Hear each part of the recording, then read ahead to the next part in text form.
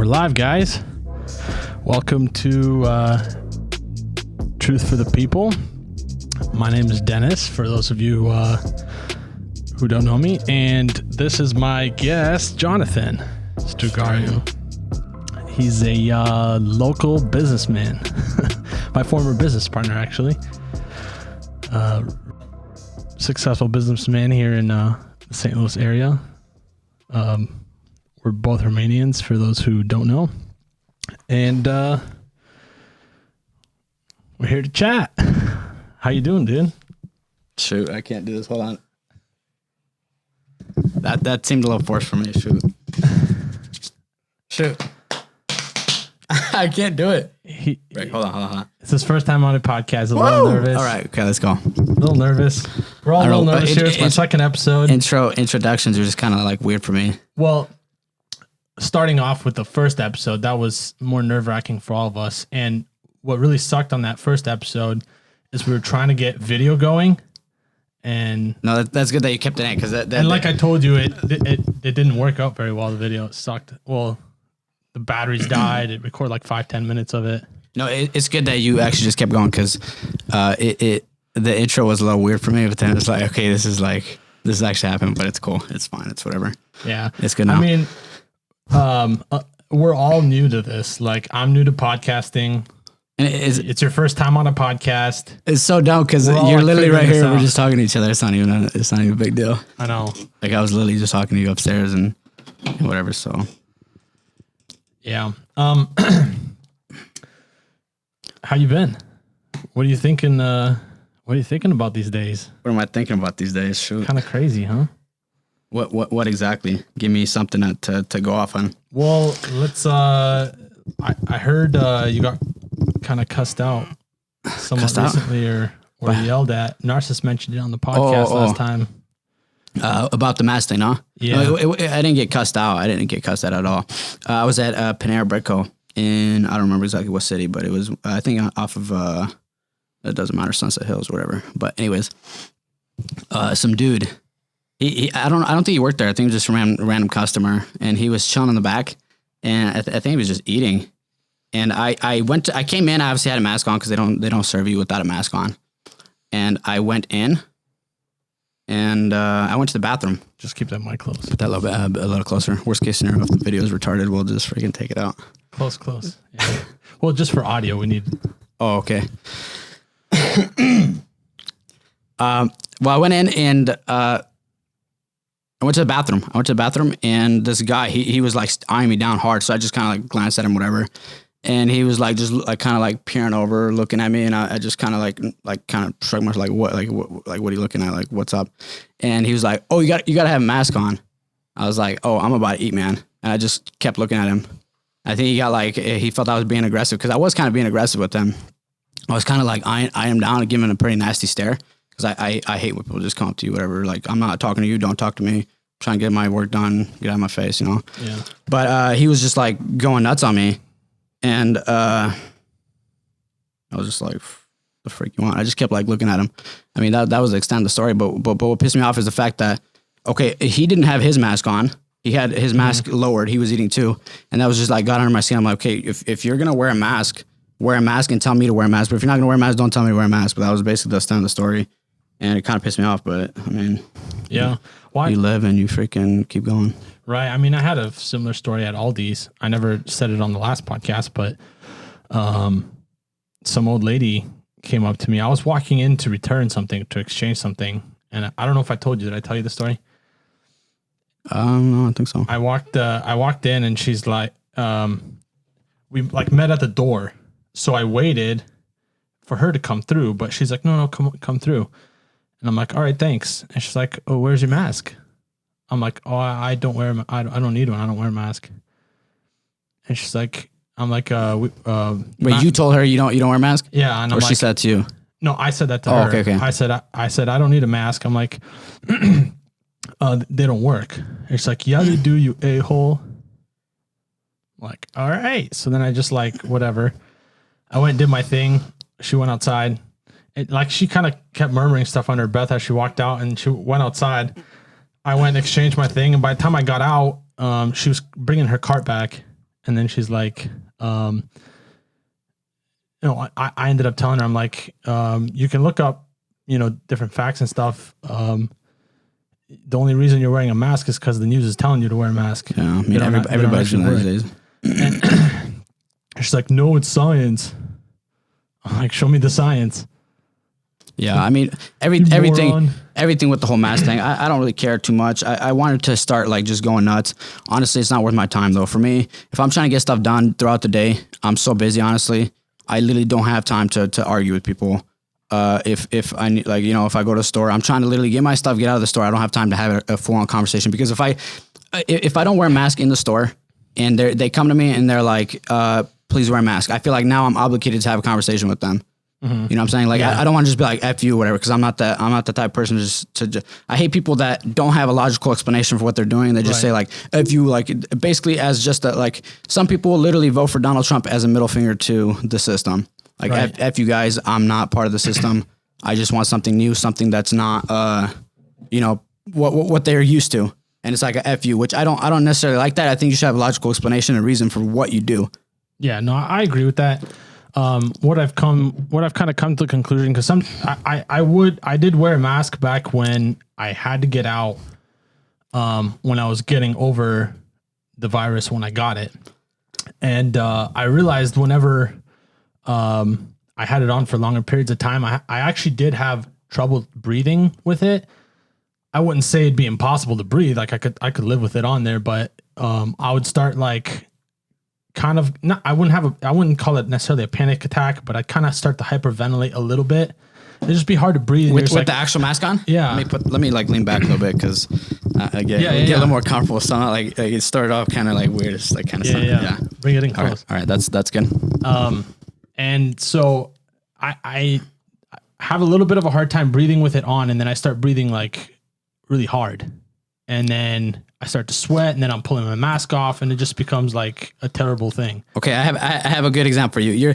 You know me, when I do drywall, when I sand drywall, I literally you've seen me sanding and I don't wear a mask. Right. That's how much I hate a mask. Right. And I'm literally sanding drywall, and it's coming in my face, coming in my nose. I'm like blowing my nose, and there's like white snot coming out. Yeah. And I hate a mask because I just hate wearing a mask. I'm not gonna wear that mask drywall. I'm not gonna wear it in public for literally no reason. Right. And that's the, bottom line. I wear it. Okay, I'm not going to say I'm not going to wear it, because I do wear it. I do wear it in public, because I said I don't feel like having a full conversation with everybody.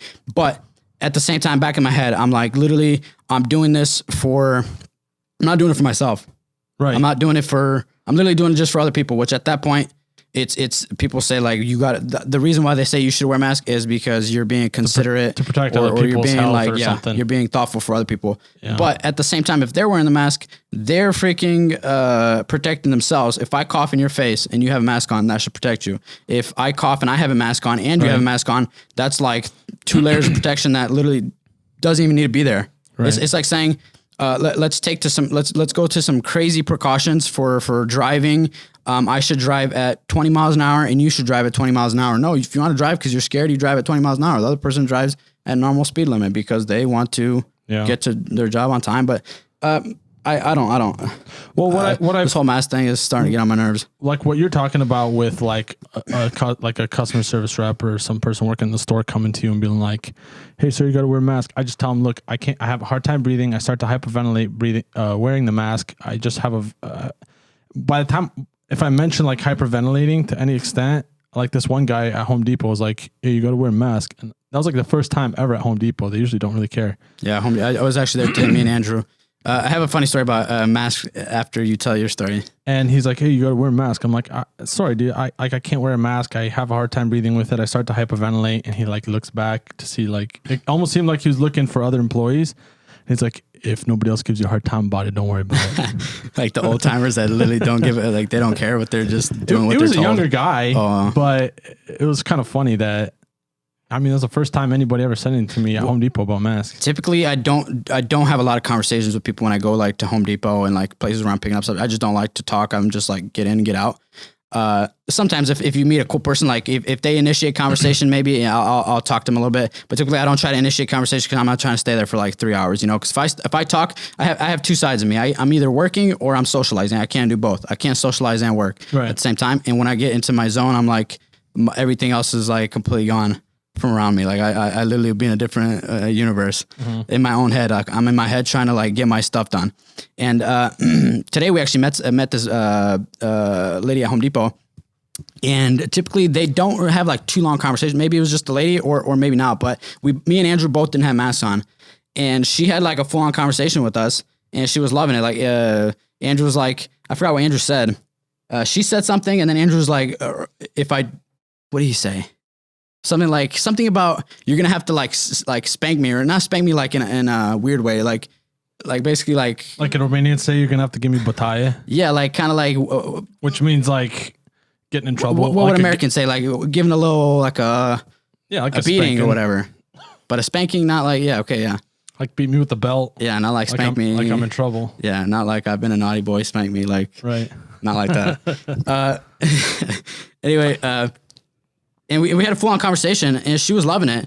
And I think the reason why she was like actually talking to us so much, I think she had the same, like you don't see too many people without masks on, and automatically the fact that we have a mask, which I don't know if I like this or not, but they kind of already identify with you, like, oh, you're not wearing a mask, you're kind of like standing against the system. I kind of have an idea who you are and what your beliefs are, and I kind of already like you.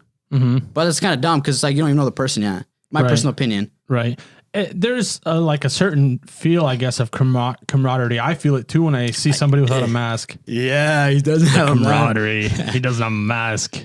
No luce. Like that happened to me the other day at Home Depot. One guy walked in and wasn't wearing a mask, and I was walking by, and we both just looked at each other. And it was like an unspoken understanding. We just like looked at each other and then like continued about our day. What's that thing in the Hunger Games where like they're all from District 3, I think. They all like do the little whistle and like I forgot what hand gesture. Oh yeah, like yeah. Just like a little or like they do the or the bike the bikes, whenever you're I don't know if you've ever seen this or not, but like if you're a bike rider, which I started to pick up I used to ride a bike. I don't know if you knew that. Yeah, I did. I think you had. And I wrecked it. Oh yeah, you still used to have it, don't you? No, I sold it to Marcus, and then Marcus sold to Dylan, but a little clout for Dylan. Everybody follow him on. No, I'm joking. It's kind of dumb. Yeah. Anyways, what was I saying? He sold it to Dylan, but I was riding the bike, and everybody does the little 2-finger downward hand wave. Yeah, and it's just kind of like something bikers do, I guess. Yeah, I've seen it. It's like honestly, like in the biker community, it's like a family, not a family, I guess, but it's like an unspoken like. Yeah, I see it all the time. Like one bike's coming down one side the freeway, the other one's going the other side, and they do that. One more thing about masks, and I don't want to talk about masks more because I'm freaking tired of this. I'm down. I'm so tired of this dumb mask thing. Like I'm down. Just getting old. Today we went to Chipotle for lunch, and I didn't feel like getting out of my vehicle. I was just making Andrew do my dirty work for me, and I had him buy like our food or whatever. I didn't feel like going out, and we were like just joking, cracking jokes, saying like we should wear some I don't know what we were talking about, but wear some like dumb idea for a mask. And then we were like joking, and Andrew had like a fries container from Chick-fil-A. We had a fries container in the truck. And he's like, oh, I should just tape this to my head and walk, or like a pizza box from QT. And he ended up going into Chipotle with a Chick-fil-A fries thing. You know how they're like elongated, and then they have they're kind of like a cone almost, but the bottom is flat. Yeah. He put it on his face like this. He just literally held it there. He just walked in, and Andrew said the guys could not like stop. Like everybody was working there. Everybody just looking at him like, what? Like, is he serious or is he joking? He said they were trying to ask him like if he wants brown rice or white rice. So it took him like forever to try to say like, do you want brown or brown or white rice? Because they just could not stop laughing while they're asking him. I was like, bro, I thought he was joking and going like that. That's like, pretty funny. I think that's a good way to make light of something like this. I bought a. That guy has like he does not embarrass to do that. Like I would have been like, frick, I would like walk in like feel embarrassed or whatever. He just didn't care. Just went in and did it. I actually bought like a ribbed. It's like strings that are like netted together into like a grid, kind of like a cheesecloth. Yeah, But it's I bigger saw a meme holes. on Facebook. I think you posted it Yeah. about the guy walking in the store with I this bought some massive- from a dollar store. I got so mad the one time, and I bought it from a dollar store, and I was like, I'm going to wear this for a mask, but I haven't done it yet. But I need to. weird stuff. Anyway, this COVID stuff is driving me nuts, especially the mask. Honestly, It's just a bunch of freedoms that are being taken away from us. It's like we said in the last podcast, a crisis they're taking advantage of the crisis to attack certain freedoms, certain at the liberties, end of the day, little things. all I care. I mean, I don't even care about. It might sound kind of bad. I don't really care about like the fact that they're making you wear a mask. Like, it's not that big of a deal, whatever, and how far they're gonna push it or whatever. Honestly, my biggest concern, I just want life to return back to normal. I want the stock market to be predictable. I want the freaking business to go back up because I'm trying to become successful. I'm not trying to. I mean, I understand the whole liberty side of things, which I totally agree with. But what I'm saying is my main concern is let's get this thing back on track because I'm tired of. And for me, it's all about the fact that it's election year this year, and that's why we're at where we're at. But imagine, just think about and just watch at the end of elections, when elections are over, everything's just going to die down. Unless Donald Trump gets elected again, then everyone's going to get pissed, and maybe they'll make a third wave or whatever of COVID come through. Yeah, but right. No, I don't know, dude. Like, a lot of people are talking about like this is our new normal, and that's kind of ridiculous. I think that's impossible. The mayor of St. Louis said that she's going to leave the mask mandate until there's a vaccine. What's the update on the vaccines? Because I keep saying like I'm watching the news, but for the like business news, I'm not really watching too much regular news. And every other week it's like stocks rise on hopes of vaccine coming out soon or whatever. And then next week, basically the stocks are going down because vaccine news is delayed. And then the next week it's up because vaccine news are like the vaccine is coming out. And it's like, okay, wait. The 1 week it's like good news that it's about to come out. Next week it's like it's delayed. Next week it's coming out. Next week it's delayed. It's like, okay, what's the actual update on it? Right. And number two, why would you are they going to give everybody a vaccine? Just mandate a vaccine? Because not every disease or like, I guess you just call it diseases. Does every disease have a vaccine that everybody has to get? I don't think so. Like most diseases don't have that, no? No, I think it's more like the fact of how contagious this is. And shout out to Lucci over here if he looked up already what the status is on vaccines. About St. Louis or in general? Just in general, like the status on vaccines. Like, is there any talk about when they may be available? From what I've read, unreal, Lucci, freaking slacking on the job. Hey, I was supposed to be young Jamie on the beat. Hey, I was looking. I was checking what the St. Louis mayor was saying, and it is. I looked over and you're playing Pokemon Go. There is a mask mandate until there's a vaccine in St. Louis. What's the status on vaccines though? Look that up. I think what they're doing with the whole vaccine thing is not for every disease, but like this one, I guess the reason everyone freaked out so hard is because it's so contagious. And I think that's why they want a vaccine, so that it kind of reduces its impact on the population. But like a lot of the people we know, I don't know if necessarily you had it. I think you did, from what I understood, because you got sick the same week. Everyone got sick. It was like it was nothing that like I've never experienced before. Right. I don't know if I said that right. I've experienced stuff worse than that. Right. Basically. I mean, the probably the only two things that I've experienced differently this time around than any other cold or sickness or flu was extreme like fatigue, or no? No, for me it was extreme back pain.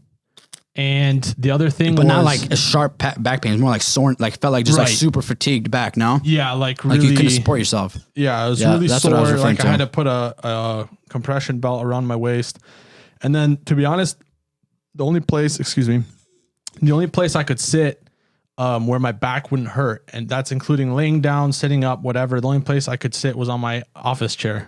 Because like you slept in your office chair? No, I took like these natural painkillers at night to be able to sleep at like a PM. Some natural painkiller, morphine, and all those. No, it's like some extra I think there's like turmeric in there, some other stuff. My You wife just called Mima up and she whipped you up some what's it called? Essential oils. My wife did it up for me. She took care of me real good when I was sick. Shoot, that's what I need. Essential oils. I need me a good wife, huh? Oh yeah, I forgot to say in that intro. You've single ladies out there. Bro, you could have done a better intro. You could have freaking introduced me like as the piece of scum I am and like what you really thought of me, not what the script said. I'm pretty sure people can see on the video that there's no script. Oh. No, but yeah, single ladies, hit him up if you want to get to know him more. Just reach out. Yeah. But anyway, I'm not gonna say anything. I have nothing to say there. no. But to all the ladies out there that are listening, probably gonna take a pass on it, even if you do hit me up. So just don't hit me up right now because I'm too busy for you. He's trying to make money moves and then. But do that's that. actually a message. That's actually like a secret message saying that like wait for him. No. Like I'm basically saying like I'm not available, but then girls want that even more because they're like, oh, he's not available. Like they want stuff that they can't have. Yeah, they want what they can't have. They're gonna come after it a little harder. So I mean, it's like reverse psychology right there. No, but yeah, I mean the other thing that I was talking about in regards to the two things that I didn't quite feel with anything else that I had this time around was that back soreness, and then the other thing was hold on, I freaking popped my problem. And the other thing was I lost my taste a little bit, and then it came back, and then I realized I don't know how long I had lost my smell, because I realized it like a few weeks after I was past COVID. I realized that I lost my smell, and to this day, my smells come back. So I lost like 99% of my smell. Like I could not smell just about anything. Like it had to be really strong and like right up to my nose, and I could barely smell it a little bit. Now I can kind of pick up some hints of some stuff. Wait. In regards to my smell. But when is this time frame? Because my thing came out and I was like kind of distracted trying to put it in. I lost my smell like a few weeks, maybe like 3. But you're saying even now you can barely taste? Even I can taste just fine. I lost a little bit of my taste, like I'd say like 75% of my taste, and then it's all back now. Oh, I was like, bro, yeah, can we get to the hospital, check that out? Because it's like 10 years on the road, still can't taste anything, but like I think it's still like just lingering effects. Like, no, pretty sure your taste buds are gone for, man. Well, Marcus, one of my cousins, or for the listeners, because one thing I noticed on the first episode of the podcast, you always gotta say like for the listeners, because like obviously we both know what we're talking about. Well, we already know what we're talking about. I say for the listeners. For the listeners, he's one of my cousins, like first cousin, second cousin, once removed or something. He lost his taste and smell, and it still is not back all the way. And he lost it way back in like March, back when it first started. Yeah. When did he tell you this? I didn't hear nothing about that. Because he's my cousin too. Little while ago. I mean, maybe like a month ago. Back around my birthday, end of August, beginning of September. And he still hasn't. Yeah, he said like it came back like a while, like halfway between then and when he told me, and it came back like almost all the way, but then like it reversed and got bad again. And he said like the whole time toothpaste like just tastes disgusting. He can't handle the taste of toothpaste. Always tastes disgusting. Well, I guess depends what toothpaste you use, but shit, I don't know what toothpaste you're using, but I'm I using like that minty stuff. I'm using that good stuff that tastes disgusting. It makes your bread smell good, but it tastes nasty. I don't mind it. I like it. Sure. But yeah, it like came back and went away, his taste. So I was just looking at a house with Marcus the other day. Yeah, I heard he's looking for a I house. don't know if he's in bite or not, but I told him like, hey, get into it. I would. That's one thing that I would say. Okay, this is a good. I'll transition because I'm tired of talking COVID. I'm done with COVID. Nice segue. Freaking COVID is starting to piss me off, and that's like, let's wrap that up. I don't want to hear another word about COVID. Let's go. Okay, I was telling Marcus one thing that I would definitely say. I wish I would have started sooner. Is honestly, I wish I would have dropped out of college sooner. But for the listeners. I dropped out of college after 2 years. I didn't graduate.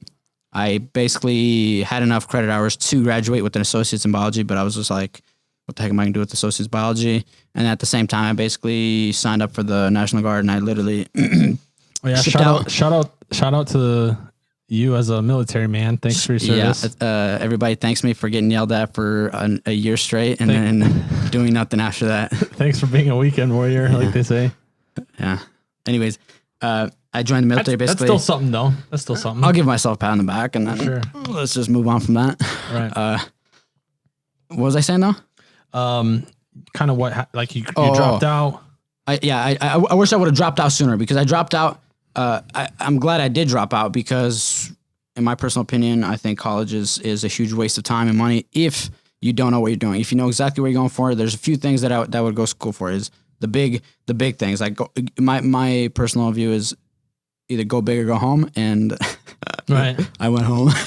Well, I heard a guy. He said, for most careers, especially as a guy, you should only be in college if you're going for like the STEM fields, which is like science, technology, engineering, or mathematics. Other than that, something that like you are number one interested in, but that's hard to figure out. So let's just put that to the side. Who cares about interest right now? People say you should do what you love, which I agree to a certain extent, but you have to also do what pays. The STEM fields are probably the best thing to go into for sure. The STEM fields, and then like engineering, I would say 100% because it's a very focused course of study. Doctorate degree, very focused course of study. What else is out there that I can think of? Maybe some business degrees, but I heard a lot of business degrees are kind of BS degrees just to get your foot in the door. It's like let's equate it to a dating profile. Online dating profile. If you have a freaking ugly picture of yourself on your cover page, nobody's gonna look at you. So you want that degree to pique somebody's interest to begin with, and then after that, it literally has nothing. It's all on you after that. Right. But that's what people are equating it to. Or like things like being a lawyer. Yeah, you know, that's go to school for that. Like legitimate professions and degrees that will lead to accountants, a very specific job versus like a master's in biology or doctorates in biology. There's really not much you can do with that except for work in a lab. What else is there? What else could you do with the doctorates in biology? I mean, work in a lab, work as a professor, something like that. I don't know my college stuff very well because I didn't even step foot in a college. That's what I like to hear. Just throwing that out there. He was more brave. He didn't even go. Which I've told people about this. Like I didn't really think college was. Which I have so much to say, and I'm trying to push it all at once. But we'll just take it slow then. So I'll start with saying, I was telling people this before it became. It's kind of something that a lot of people have been pushing lately. No. Yeah, like for example, my online personalities and stuff. My wife's kind of dealt with it too, where it's like, oh, she didn't go to college. Yeah. Like, you know, not necessarily. This didn't happen specifically to her, but we've come across other scenarios where like, oh, you know, I'm not gonna talk to that girl because she doesn't have a college degree or a university degree or whatever jazz. Wait, that she did actually like run into like you? Not my wife, somebody else we know. Oh, okay. But, yeah. Anyways, that's kind of interesting though. But that is the point that I was trying to make. And not even just dating. I mean, I could care less about that. That's, you know, side of things. Like if a girl's not gonna talk to me because I didn't go to college, I could care less. Yeah. Yeah, I mean, it was a guy. It was a guy that like was somewhat interested in a girl, and then found out that she didn't go to college, and so he's like, "Oh, forget that." It's just like a bad stigma to it, I guess. But at the end of the day, if you see that they're successful and they're doing things and they're talented at stuff, right? Like for example, Julia. Obviously, our cousin Julia, she's super talented in like, I always tell her this, like she's super talented like arts and crafts, and like I don't know if that's should probably laugh arts and crafts, but like what? Well, she makes a side business or a main business out of doing that. Yeah, I don't know what crafts, so to speak. I mean, that might sound like she might laugh at that, 'cause like you guys are making it sound like it's weird or whatever. But no, she makes headbands, like flowery headbands for like babies. For newborn babies and stuff like that. And then like her stuff's made it into some pretty big photography scenarios with babies and stuff. So yeah, it's been making its rounds online. And when she told me about that, I was like, that's so weird. Like that is extremely weird that she's making money doing that. And I think she was doing way better than like if she actually did that as a full-time job and just was like hustling, grinding, I think she could make it like pretty like making a lot of money and like very successful. And I think I told her that here recently because I talked to her a couple weeks ago. I think she could grow it into something pretty big too. Yeah, I mean, I definitely, and I've talked to her about it.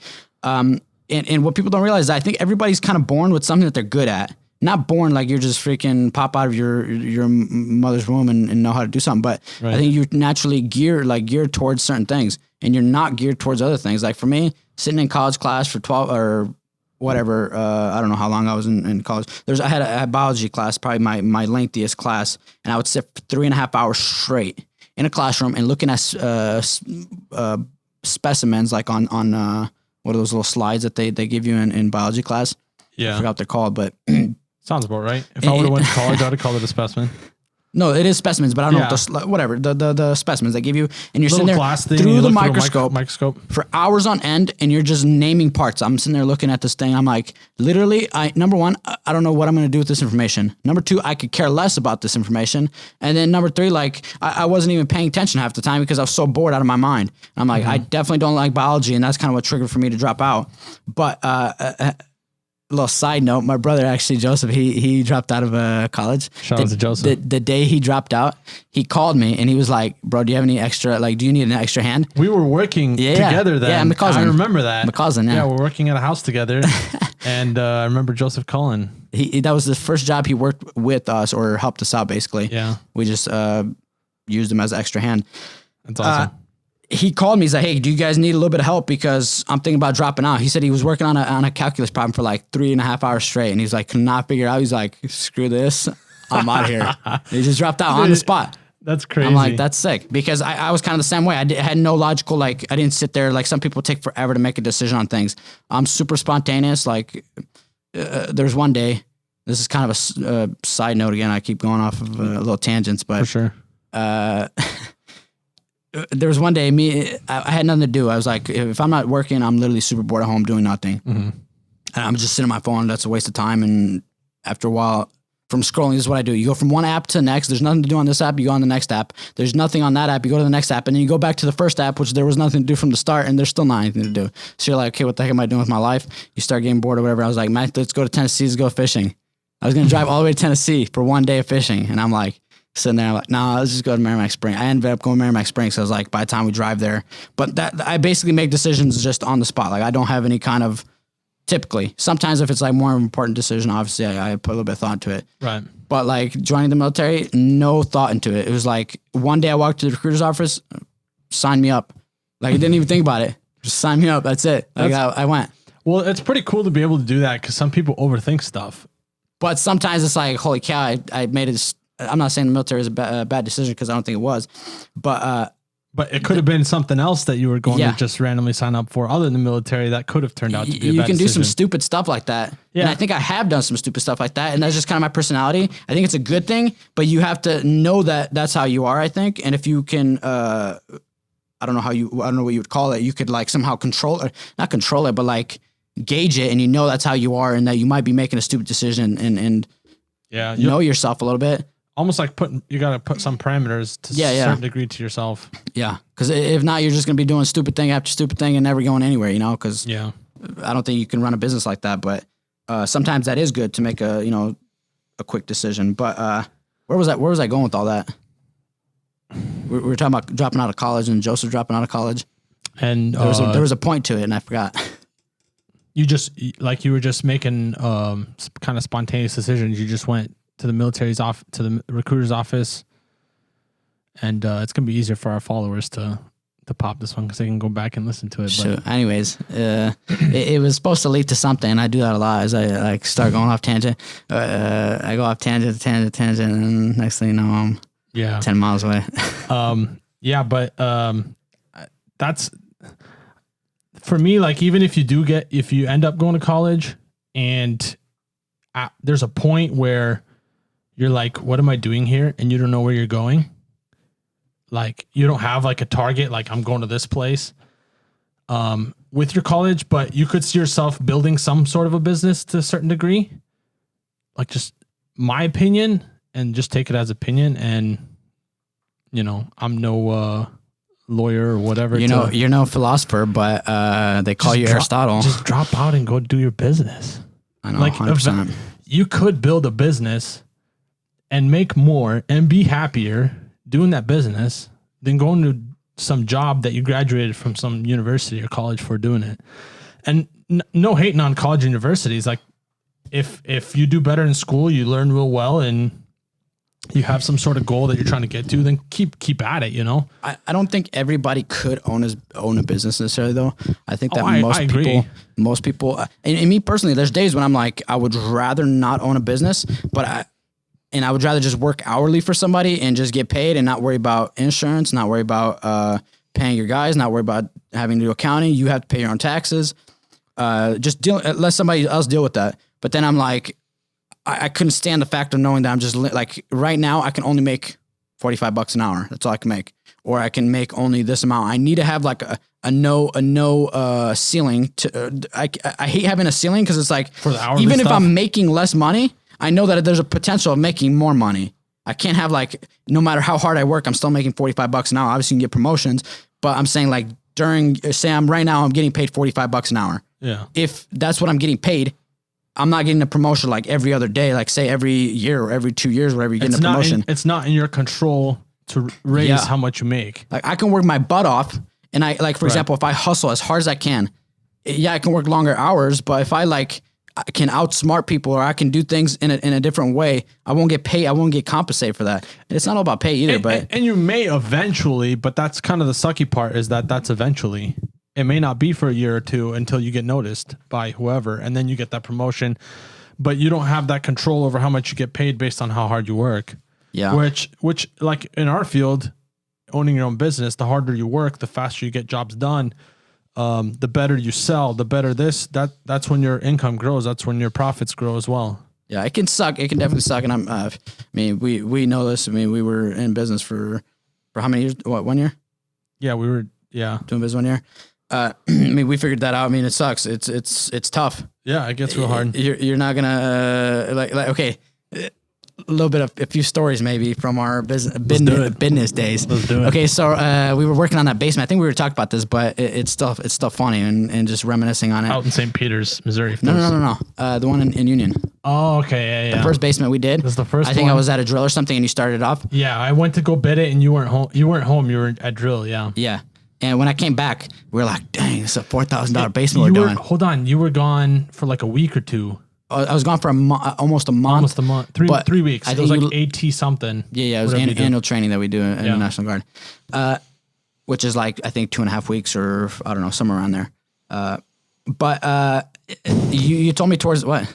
I'm just laughing at that basement. The fact that how I like getting that job, the price we got it for. Yeah, we gave him some dirt cheap price, and obviously it's like $5,000 for the whole, for like a whole bedroom. It was a decent chunk. I mean, it was a big old unfinished area in the basement. It was a big bed. Yeah, like his son and his girlfriend were moving in or something, so they were getting like his son and his baby mama. Correction. Yeah, and like there was a whole big walk-in closet, a bedroom. You know, we're talking about framing, drywall, electrical, insulation, HVAC. Yeah, it was a lot of work. And anything that was our materials, right? We include materials in our price. All materials was included. If you take it, materials alone are freaking expensive. Yeah. I don't know exactly. We probably made hardly any profit. We made probably okay because we were just starting off and we didn't have probably too crazy expenses or bills. Yeah, it was just the materials, which obviously we were able to pay for all the materials, and maybe between the two of us, we got left with like $1,000.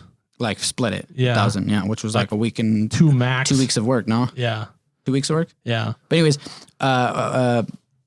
this basement, we were like, yeah, we're freaking raking in money. We're starting to rake it in. Like we were like super excited. Like 2 weeks after that job, we're like, we're out of money. We got to go do another job real quick. Yeah, we literally thought we were loaded. Like we were gonna. If you think about it, $5,000 is okay. It was exciting. Yeah, it was exciting. But I'm just saying, like what you think it's like everybody. Okay, for example, and I like Narcissus. Obviously, I like Alex Alden. But like when we first started off, they're all just like business is booming, huh? It's like, who the heck told you that? Because it's not really booming. It's just I'm hustling, but I'm not really making that much. People, and this I don't think this is just your brothers. This is literally everybody. When they say somebody owns their own business, it's like, okay, they're starting to make money now. They're like raking it in. But it's not necessarily like that. It's like college. It's like college. You don't know what you're doing. You're learning. Right. Well, it's like it's very easy to slip down that slope. For example, let's take that basement we did in St. Peters. What was that, like $25K? That basement? 20, I think 2K. 22K. That was like a super easy one. Right. But we were there a month, 2. Not, I don't think consistently. I think it wasn't consistently, right? But I'm saying if it was consistent, we were there like a month and a half.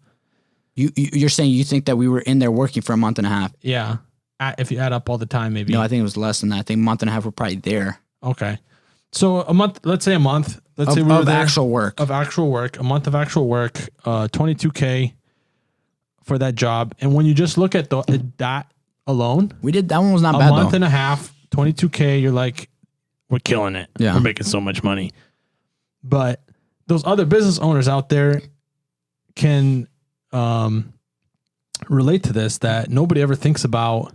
You got your employees to pay, which is the most expensive thing. Yeah, that kills your payroll kills your profits every single time. That's the most expensive thing. And that's what's killing a lot of businesses today, especially during this COVID crap, which we're not talking about anymore. And then if you don't have employees, you can't get your jobs done on time. You're going to sit in the customer house for a year straight doing basically nothing because you're doing all the work yourself, trying to get everything done, which just doesn't work out. Right. So, okay, yeah, maybe you can cut some people, but then, some people are without, you provided people with jobs and now they don't have jobs. Regardless, we're talking about the mentality here. A month and a half on this job, 22K, but then you've got payroll. Out of that 22K, you got materials. Out of that 22K, you cut a little bit for insurance because you do that for every job because you're paying insurance for the whole year. You've got workman's comp a lot of times too, because some people work without it, but gotta do it on a table, baby. But for those who have workman's comp and do it right, like the way some customers want you to. No, it's good too. It's just obviously at the beginning it's tough. It's hard, yeah. Workman's comp is so expensive. How much you pay for workman's comp? If you don't mind. I don't. Actually, you don't do it now because I don't have it right now because it's just me. But when we were doing it, I think we were like 7K. Freaking Marcus cut his thumb off. Well, it wasn't off. Our work sites were not that dangerous. Freaking Marcus. He didn't cut his thumb. Can't believe off. You should have fired him right on the spot. Like, you don't even work here. What are you talking about? You just showed up at my job site. No, I'm just kidding. I'm completely joking for the listeners out there. Marcus, I'm completely joking. It wasn't your fault. Right. It's like the old school Romanian thing. Me and Marcus were just talking about it. Whenever you get hurt, you get him home and you're hurt, and your dad just rocks you because he's like, just keep going. Just keep it close. Whenever you get home and you're hurt, like you fell down off your bike or something and you weren't supposed to be riding the road or something, your dad just starts rocking you because he's like, dumb kid, I told you not to do that. But It's like, what the heck? I just got hurt. I don't need to. Oh, we're talking about speeding tickets because the cop gave Isaac a speeding or not a speeding ticket, what's it called? Dangerous.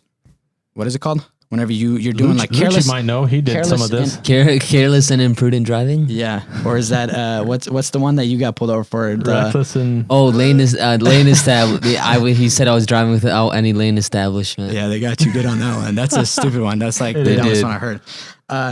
But we were talking about that, and the cop gave him a ticket after already wrecking. So, okay, I already wrecked my vehicle. It's whatever. I'm screwed already. You think I don't know that I've done something like bad and I shouldn't do it again? It's like, no, I loved having an accident. Let me go do it again. It's like, that's not how it works. And then they give you a ticket on top of that. And we were talking about how like your dad, like same thing with, like you go home, your dad just rocks you after you just did something dumb. It's like, okay, yourself. I kind of know. Yeah. I mean, I'm cut up and bruised and hurt, so chill. Take a chill pill. For you Romanians out there that are listening to this, I'm sure everyone can relate to getting beat after hurting yourself. I didn't even think about that. Like, there's probably mostly Romanians right now listening to it, but a good amount. There's a mix of others, but there's a decent amount of Romanians out there. Yeah, you guys are like know exactly what we're talking about. What'd you do? Supposed mate? Going nuts on us. That was Romanian for you non-Romanians out there. Yeah. Shoot. You just cut my mic.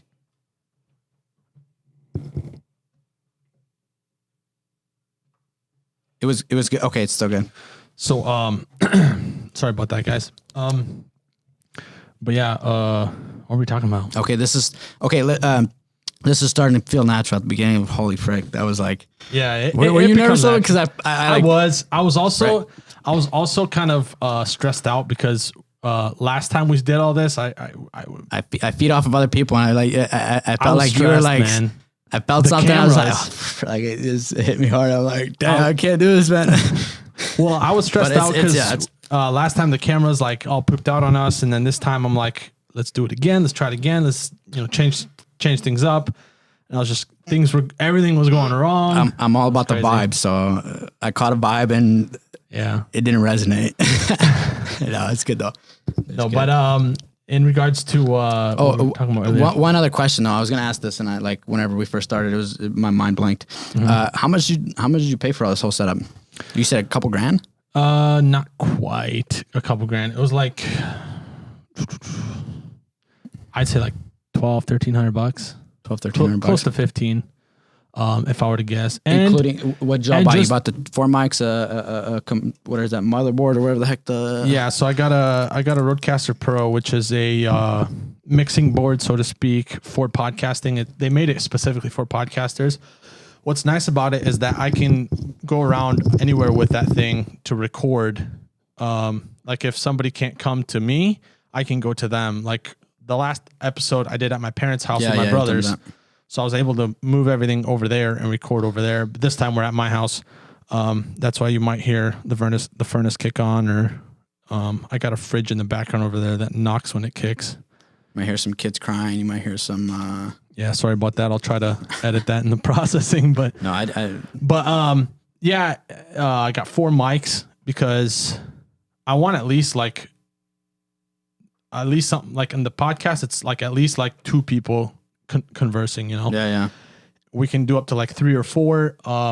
We have Lucci here, kind of doing the fact checking and that guy. and the and the looking stuff up of things that we run into or need to know about. So we can use a mic for him whenever it's available, so he can drop in whatever information we find. But I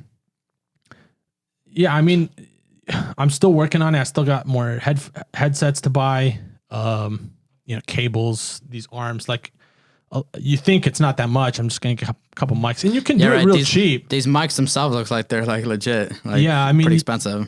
They were pretty penny. You could do it pretty cheap, but then your sound quality is kind of low. And then it's like those videos they see, the video quality is like 240p or whatever. Right. It's like watching a vlog. Sound, yeah. It's like watching a vlog. You're like excited about like some new vlog that's coming out, whatever. And then it's like the video quality is like all grainy. Yeah, that's the most important part of podcasts. Obviously, it's just annoying. Audio. So. And then a lot of people listen to their audio in their earbuds. So then like you really hear everything when it's just earbuds or headset on. What do you mean? What do you mean by that? I don't know if I understood what you said. So some people throw a podcast in their car, maybe on the speakers in the car while they're driving. Yeah. So you don't pick up like kind of lower quality sound. It's just. But if you have it directly in your ear. But if it's like right in your ear and you have like noise canceling earbuds, you can tell like bad quality to good quality. So that's interesting. I didn't really think about that.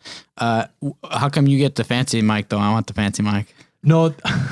Okay. So this thing, for those of you who are listening versus watching, it's like a shock mount that goes on the mic. So like if I tap it, you can't hear it. But if you tap yours, you can. Yeah, I can hear it. It records. And got you. I got to get those. Sense. I mean, I know the last podcast I said that, I'm not doing this for the money, and I'm not, because I'm not looking to get rich off this or something. But Venmo me some money. So. But Venmo me some money. No, I have an ad at the beginning of the podcast, real short, as short as I'm allowed to do it.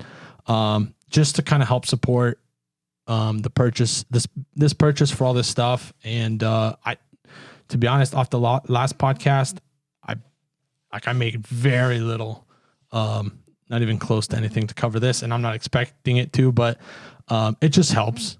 Yeah, right. And over time, it'll build raking up. In the cash. Don't even lie, acting like you're not making any money. I'm joking. Yeah, no, but it's just to help kind of cover the cost of some of this stuff. It was pretty pricey. It's a bit of an investment for me here at the beginning, but it's to do something that I enjoy doing, which is sitting here communicating, talking, and just sharing information. We were talking about it. Podcasting is, my personal opinion, I suck at using the camera.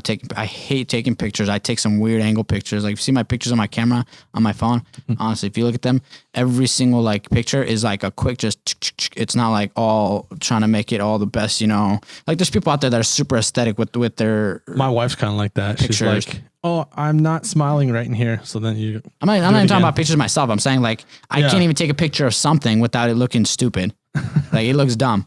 I'm going to try to hire somebody, which I'm talking to Olivia. to see if she can get some pictures for me, like for this bathroom job that I'm doing, just because I suck so bad. But we were talking about podcasting, or my personal opinion, podcasting would be so much easier to actually do, to stay consistent, because you don't have to worry about the video footage. But if you are like you are doing video, yeah, but that's going to be hard it is to set up. That's going to be as raw as the audio, like minimal processing. The only thing with the video is just going to be cuts of like you're talking, video will be on you, I'm talking, video will be on me.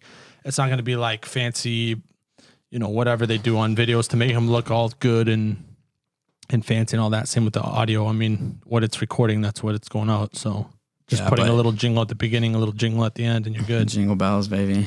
Jingle bells. Christmas coming up. Yeah, with podcasting, you're just sitting down having a conversation. You don't have to like sit there and try to do amazing video work or and it's enjoyable too. Like, yeah, I found like when we were talking the other night, because I forget who I was telling Lucci actually, that we were talking, you and I were talking the one night you were over. Which night? Like a while back or what? Yeah, it was a while back before. When you first told me like, hey, you should, I'm probably going to start a podcast.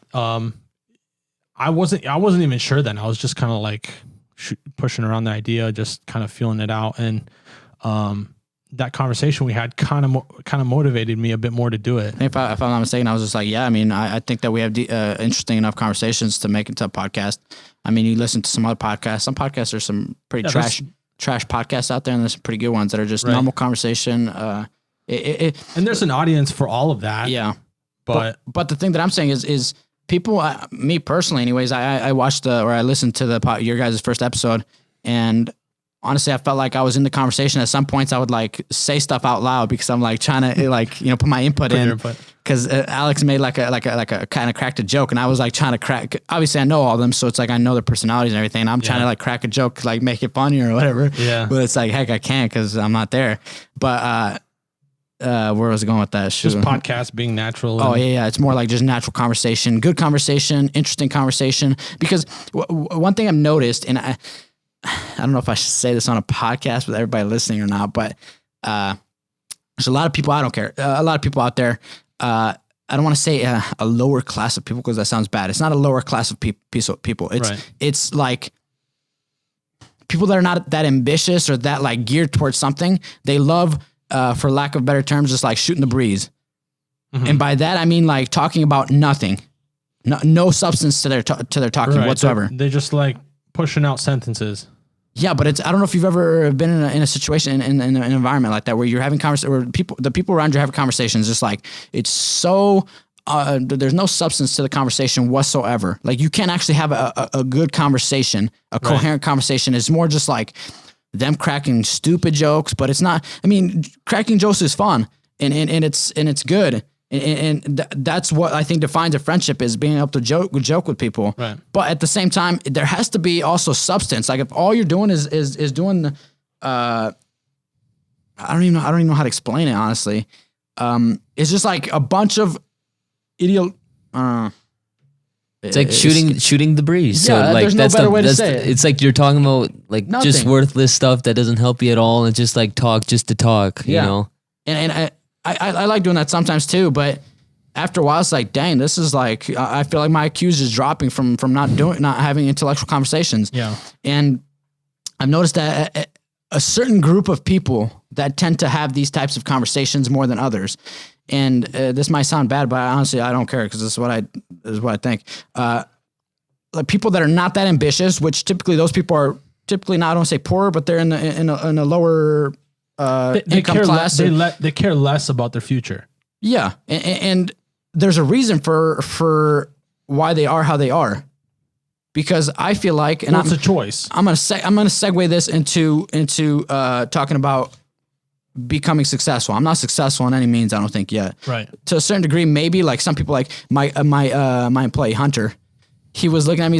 He's basically saying like, propping me up to this level. I'm like, I'm not successful yet, man. Like, don't look at me like that because I'm not. Well, in his eyes, I'm sure he sees you that way, and maybe not because like you're rich driving a Ferrari and like you got a mansion, but because he sees your ambition and he sees the potential. I think that's what it is. But the thing is he made a perfect point to me because we were talking about it and I told him straight up, I'm like, I'm not like, I don't see myself as successful at all yet. And I don't think I honestly, like I'm a pretty honest person with myself and with other people.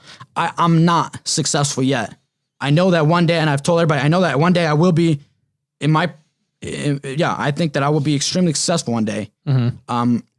But right now I know where I'm at and I know where I am compared to other people I see. I mean, I follow people on Instagram that are super successful, not necessarily just in the construction field or business in general. Yeah. Cause I don't want to do just construction. I'd love to own a big construction company, but if that doesn't happen, my mind is geared towards bigger than that. Right. So if construction does happen, it happens. If it doesn't, it's not a big deal. It's a way to make money right now. Mm-hmm. Cash flow basically. But anyways, some people are just, what I was saying is they are how they are because they don't have that, the vision maybe. I don't even know if it's vision or they just, I don't know if it's laziness because I don't think it's laziness necessarily because some people. The drive. They're hardworking. The drive or the. But I think it's something different. I think they're stuck in a mentality. They don't even know that there's something else out there and they're too they're too stuck in their own way of thinking that's been passed down to them that they can't even think about a different way. Well, like, that comes. I'm making $18 an hour. Okay, yeah, that's not bad hourly rate. I'll go do that. But it's like they don't even think about I can quit my job, which that sucks. Quitting a $18 hour job is not very great in my personal opinion. But for some people, that might be a lot of money. They have to quit that, and they're not making any money for 2-3 months until they land their first client or their first job. And then they're making chump change for an entire year. And then after that, they're making just $30K, which is what they were making back on that 18. On that 18, yeah. And then from there, it's like they have a way to move forward. And it's not just about working at an hourly rate even, because you can work at hourly rate or like on a salary at a job, and you can work your way up in a business, which or in a company, like you're working for somebody, say you're working your way up management or whatever. Right. Which that's still ambition and drive. There's people that this is their life and I don't get it. They go to work whatever, 9 to 5, whatever. They go home, grab something to eat, and they're watching TV for a few hours and then they go to sleep. Next morning, same thing. If you're on the grind, like if you're grinding, that's a perfect schedule. If you're grinding, saving, looking to do something, investing, looking to grow a little side business. If you're not trying to spend money and you're just trying to grind, trying to put your head down and work and don't care about anything for the time being until you become successful, that's cool. But if you're living your life from 18 years old to even 30 years old, living like that, and you're not saving, and you're not like trying to build on top of that, at that point, I would say, just forget it. Like, go live your life. Yeah. Because if I told people, like, if I knew my future right now and I knew that I wouldn't be successful in, say by the time I'm like 45, I'm not like legitimately successful, I would literally quit my job right now, barely make any money just to scrape by and just go enjoy myself. What's the point of it then? If I already knew the future that I was not going to become successful, because some people think that I'm like love money, which I do like money a lot, but I love money. I do like money a lot. That's from that movie, Idiocracy. Yeah. I love money. Breaking trying to get the crops to grow with Gatorade. Like, so confused on why it's not growing. Honestly, though, it kind of feels like society's headed that way right now. Oh, the whole thing that's happening now. I was just talking to somebody. I'm like, yeah, it feels like we're in idiocracy. People's ideas and just becoming retarded, like mentality. Just like, how can you think about like defunding the police or whatever other, talking points or ideologies that they're coming with is just insane. Who taught these? I don't know who taught these guys. Like university. It must have been. It's those universities, and that kind of ties back to what you're saying earlier. It's those universities where they go to class, they take these electives or whatever that like make no sense. Everybody like lesbian dance theory. That's right. Popular one. Ben Shapiro came up with that one, or it brought that out anyway. That lesbian dance theory, or there's like ridiculous things you can study in college, and that just goes back to what you're saying earlier. Those are the people who've been taught from a young age by their parents, who've been taught the same thing from a young age by their parents. Graduate high school, go to college, or university. get your degree, and then get a good paying job. And they're the ones that are stuck in that mindset. And they see other business people becoming successful with, coming up with products or a certain service or whatever. But they don't understand how's that possible? They don't like it. They can't really comprehend it. And then they get pissed off because they can't comprehend it or understand it. And so they're like, I'm going to stick it to them. We're going to destroy the 1%. I've never understood how people get pissed off at the rich. Every time I've seen a rich person, the only thing I would think is, dang, I want to be exactly like that, or at least be able to attain that level of success. I would never be like, yeah, they're just rich and they're like, what is like what is that thing? People like hate the rich and they're like, oh, I wish I had that. I wish I had that much money to just throw around or whatever.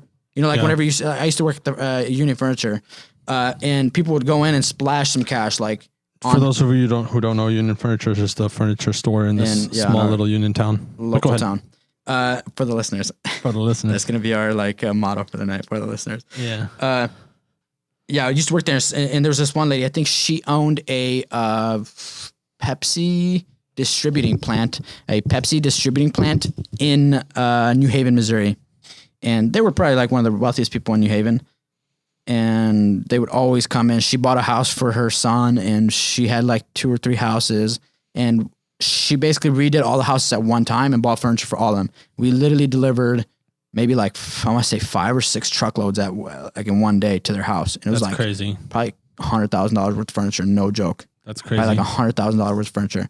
And like a lot of people were just saying like, I mean, most people were just like, oh yeah, wow, that's like crazy, whatever. But some people were actually pissed, like, oh, I wish like I had that much money to play with or to throw around. Basically saying like these guys are almost making it seem like those guys are selfish, or like I don't know another way to put it. Or like all they care about themselves, and they're just like literally wasting money. I'm looking at them like, if you had that $100K, number one, $100K for furniture is a lot, but if you're furnishing like 3 big houses, that's not that much. No, I could see myself spending $100,000 on furniture, and it's probably not like crazy expensive furniture. It's just like good furniture. Yeah, because there's like furniture out there. It's not like designer brand where it's like that's $3,000 for like one chair. It's not like that. Right. It's like just normal furniture, and you got to... Or like those famous Logan Paul couches, the Mercedes couches that were like $90,000 or whatever. Oh, yeah, that guy, I mean, he probably just saw them just to sell them because he sold them, no? That's how much he bought them. That's how much he bought them for. Get out of here. That's dumb. I wouldn't do that. Well, that's what I'm saying. Like, it's just like dumb price for a dumb couch versus this lady was buying good couches. Yeah. But she spent that 90 or 100,000 on 3 houses. Yeah. Instead of one dumb couch. I know where you're going with it. If somebody buys like 2 pieces of furniture and it's like some huge brand name design or whatever, and they're spending $100K, then I'm saying, yeah, I wish I had that kind of money, and I would be like, you guys are dumb. Not because I'm jealous or anything, but I'm just like, right, you guys are dumb, literally dumb for spending that money, because you can invest it. I could, there's people that actually need that money, whatever, Yeah. But I never understood that mentality. Every time I look at somebody rich, I'm like, man, I want to get to that. I can't wait I can't wait till I get to that point, because I know I will. You almost want to like sit down with them, talk with them, and be like, kind of learn about how they got to where they got, something like that. Versus like some of these other people are like, oh, they're rich, like kind of it's almost a personal outtake on just personal outtake, I guess you would say, on life. Yeah. Because is that the right way to say it? A personal outtake, personal whatever outlook. That's the word I was looking for. Because I don't think it's something that you like. My parents never taught me to be like ambitious, own a business. My dad always just go get a job, whatever. Yeah, same here. Learn a trade, go to school, whatever. Yeah. But I just refuse. Like I don't want to do that. Yeah. And I think some people get sucked up into that mentality, but they already kind of have that mentality. I think there's like something inside some people, just something that you're kind of born with, a natural instinct maybe to like not want to do the normal way of doing things, knowing that there's other ways of doing it. Because I look at businesses. Yeah, I look at businesses and I'm like, instead of me making the business money, why can't I be the one? I'm the business owner. Right. Why do I have to be the employee? Or there's so many people out there that own a business. Why is it not possible for me to own up my own business too? Like, what's so special about them and that I don't have or I can't do. There isn't. It's just that they had the ambition or they wanted to. Yeah, and you can't do it in one day. I mean, the other day I was trying to learn how to do QuickBooks, like figure out the entire system in one day. And I felt like back in college, whenever you're trying to cram for an exam, like 2 hours before the test, you're trying to shove everything inside your brain all at once, and it's like your brain overload. I literally was getting a headache from trying to learn it so fast. Yeah. You're just sitting there. There's a lot to learn in QuickBooks. Like back when we first started, when we were first starting, we got QuickBooks, and we were trying to figure it out then too. And I just finally started figuring out certain details like this year. You know, there's a learning process to business. There's all these little things. And if you're doing everything yourself, there's a lot more you have to go through to get towards that success. But as you build that, you bring people on to take on certain portions of it, like an accountant to do all your bookkeeping or whatever, or you got QuickBooks and so on, a social media side. I don't know who was saying this, but I forget who was saying this. They're saying that like whenever you first start off, you literally have to be the accountant, you have to be the manager, you have to be the employee, you have to literally go do the work yourself too if you don't have enough, business or enough, I guess, cash flow to pay so many employees. You have to be on the job every single day. You have to be everything in one. And not only don't you have enough time for it, because you don't have enough time for it, but you don't have enough, like, for example, after a hard day of doing the actual physical labor and construction yourself, you come home and now it's time to do accounting. It's like, I just literally worked myself for 12 hours. Now I got to go home and I just want to sit down and relax. And as soon as I take a shower, it's like, I don't feel like doing anything anymore. Yeah. I don't even feel like my van's all tired. Yeah. You just don't feel like doing anything. And you don't have time to try to think about, the next step for your business, the next, progressing your company. All you have time for is going to sleep, wake up, do the same thing tomorrow. And that's what a lot of people don't realize. And then people who haven't been there, like, you're killing it.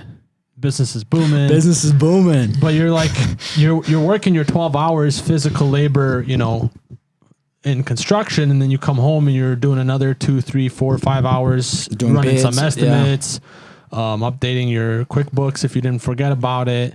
Like there's so many other aspects to it that you're just putting in all this extra time, going over your payroll. You don't get paid for that. That's just time that you're putting in. Right. And like, to be honest, listening, like I used to watch Shark Tank quite a bit, and everyone on there is always like, the first year of business, a lot of times, I mean, not always, but like, or some of them even coming to Shark Tank, they're like, oh yeah, we're still not profitable.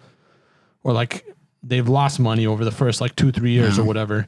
So it's hard, I think man. Honestly, a lot of the people on Shark Tank that make it through are people that have had other businesses and they failed a lot. And then they finally figured something out that was working. I don't think many of those people was like my first business venture, never done anything business wise, show up and I'm like super successful. Those are like very rare. Yeah, they are, but not that often. I know there's been like the odd mom or whatever, just kind of on the side started baking granola bars or whatever, and it took off. Just kind of like a stroke of luck almost on that. Not like you're so. But for the most part, yeah, I agree. It's usually probably. I've heard some guys are like they own like 3 or 4 other businesses, but they just want funding for the one. Yeah. And then the sharks are like, oh no, we want the other ones. That's the sickest, because like they come with the janky business, and then the other ones are the ones that are like some legit companies. There was one guy on there. He had some contract with some military. I don't know what country. I mean, I think he was from Australia, or I don't know. Mm-hmm. I think it was their version. They have a Shark Tank in Australia. Yeah, Shark Tank, Australian Shark Tank. But he had a contract with the military for like drones and stuff. And he was a young guy, like 19, 20 years old. And then there was like a group of guys. They're all like super young, and they were just like super into drones. They got into building them, 3D printing like parts, and basically building them and designing them and all that. Mm-hmm. And they had like a contract with the military for something else, for like something else. And then they were trying to sell like a drone like horse or something like that. Mm-hmm. And they like just brought it up like very nonchalantly, like we have a like whatever, kind of like to show off a little bit that they're successful and whatever. Yeah. And they were like, whenever they were trying to give them offers, they're like, wait. we like, this is cool and everything, but like, we want part of everything that you have because we want part of the, and they're like, oh, we can't talk about it, like acting like they couldn't talk. They probably couldn't. It's probably like actually classified or whatever. Yeah. And they're like, we want either all of it or we don't want none of it or whatever. And it's, I mean, that's what it is with Shark Tank. And those kind of video, what are they called? What would you call it? Like a reality TV show? Would that be a reality? Somewhat, yeah. Yeah. It's like a reality business show. Those shows are kind of intimidating, I think, for people that are like, whoa, like that. They have so many numbers. They're like talking about all these statistics. Bro, it's my second time. I swear I'm gonna. For those listening, I'm still working on getting earphones, like I said, and his earphones have a cord in it that every time I move my hand down, he hits the cord, it pulls it out of his earphone. Every time, like if I'm trying to do something with my hand and it hits the cord and it pops out, it's annoying. But behind your shoulder. Yeah. But Shark Tank. Business. I think those shows are kind of intimidating for people that are just starting off business. I wouldn't really look into it because I think most people. I was telling some young guys, they were like, "Yo," like they were asking me a lot of questions and stuff. Number one, I just started, so I don't know like a lot of the stuff. All I know is I started. I did it. I like took the step. All it takes is a risk. It's just. And that's what most successful business owners do. They just start. Yeah, because you don't know what you're doing until you start doing it. Even somebody could have told me like 100 million things before I started. I still wouldn't know what they're talking about, how to do it, and where to start. You can do all the research, do the demographic research, and figure out blah blah blah. But till you're actually doing it, you still don't know what you're doing. No matter how much research you do. Yeah, it's still new. You're still learning. You're gonna mess up. You jump in. It's all part of it. You jump in, and then you start figuring things out from there. I mean, it is tough. I mean, heck, that's what I'm doing with this podcast. Like, look at this. I'm like Jimmy rigging video cameras over here, so we can at least like throw some video footage up there. Thomas, looks like the Trump Hotel in here. Got like gold plated rafters and silk silk blankets. What are you talking about? Just for you guys to know, I'll take a picture and I'll put it on Instagram. If you guys want to go check it out, but I'll take a picture of the setup we have tonight so people can see. I was gonna mention something about that, and I was actually gonna because for the listeners out there, I kept I was having stories, or I was trying to say something to Dennis, and he kept saying save it for the podcast. Save it for the podcast. So this is something actually I was going to say for the podcast and I just completely forgot. But you were saying that this is kind of whatever, rigged and whatever. But I keep saying whatever. I need to take that word out of my vocabulary. I use it way too often. What was I saying?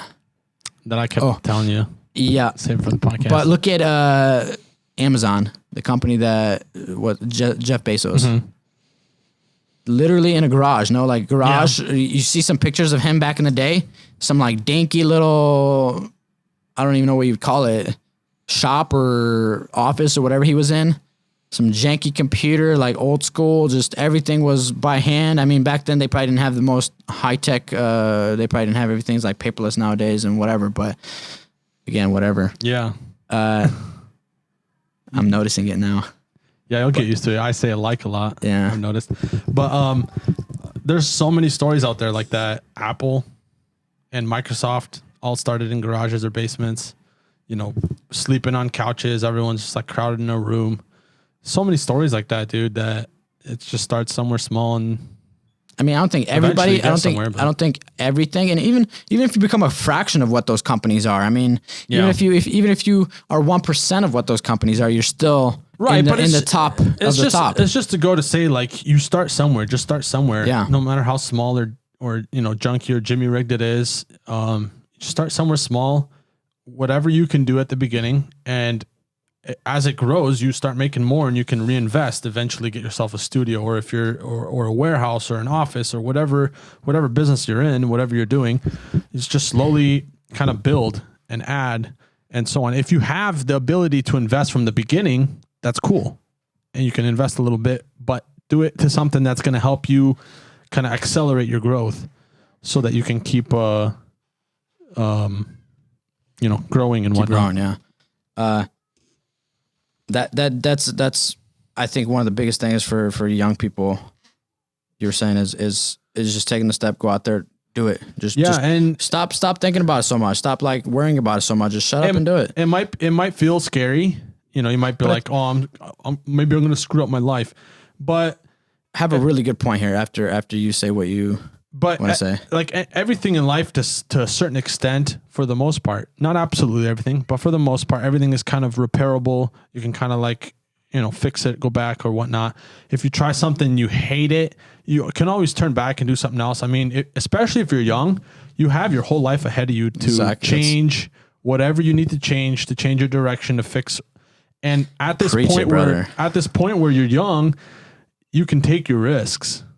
Like if you go broke at 25, you're fine. You're probably still living at your parents' house. But if you go broke at 55 and you have that's a different story. 4, 5, 6 kids, that's a different story for sure. Your wife gonna leave you. Yeah. I mean, that's hard right there. Yeah. But when you're young, that's whenever you have a midlife crisis right there. When you see all these 50 years old starting to go nuts and jumping off bridges, and that's a real midlife crisis. Yeah.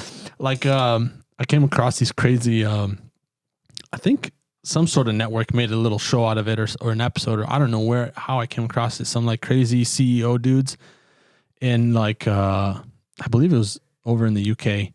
Like dress up like in latex dog suits or whatever. Oh, I think I've seen something like that. And they live in like cages. What? Yeah. During so weird. When they come home from work or whatever, that's how they blow off steam. What? So weird. Did you see on Snapchat, like on Snapchat Discovery page maybe? No, Where'd you see this at? It might have been on there, and then I looked into it more and found it on YouTube. You used to have Snapchat now? Yeah. I still technically have it, but in the I Discovery removed it page, off my phone. You find some of the dumbest stuff. I was sitting there like, why am I even looking at this? I think I just deleted Snapchat. We used to have a chat with Lucci and a bunch of boys. Mm-hmm. And I think Lucci left and a few other boys left, and I kind of stopped posting or you know, using it. And then I would still have it, so I'd get all the notifications, and I would never really look at it. And then every once in a while, I'd like, okay, let me clear out my notifications. So I'd click on it, and I'd just go through them just to go through them. Okay, this is wasting my time. Mm-hmm. But sometimes you just scroll over, like, you know, one of those days that you're going through app, and you're not finding anything to do, so you're bored as heck. You're going down rabbit holes, like Lucci and Andrew says, and you just see some stupid stuff on the Discover page. Like that dog thing. That was one thing I saw in there. I'm just sitting there looking at it. Or they have super biased pieces. Mm-hmm. I forget one that I saw, but it was like extremely biased and completely opinionated. Like no fact whatsoever, but it's made to seem like it's a news story. Yeah. I'm just like, this is your opinion. I don't care. Or like, but like some people don't realize that. They take it as like fact or news. Or like, okay, there are people out there like that. This is kind of weird. I don't know if I want to talk about this on the podcast, but I'm going to do it. And if people get mad at me and say whatever, honestly, I care less. So people, if you're watching, politically incorrect. If you're watching it, people, and you guys don't like it, I can care less. But there's an ex porn star on the Discover, or she's always pops up on the Discover side of Snapchat, and there was this one dude that like just, I don't know, on Instagram or something. She used to be a porn star, and now she's like a Instagram influencer. That's what they call them these days. Everyone's an influencer. I don't know what the heck that means, but like, what do they influence? I don't know. We're influencers now too. Who do they influence? I don't know. It's like they're just influencers. They just do it. Sometimes it just be like that. You know, just got to show up on the Discovery page. You don't have to ask. You know, sometimes it just be like that. You know, You don't need to know anything else. But some like football player DM'd her, like I don't know, like it wasn't like necessarily very rude or vulgar or anything. It was just like hitting her up, and she basically trash talked him like in a public way.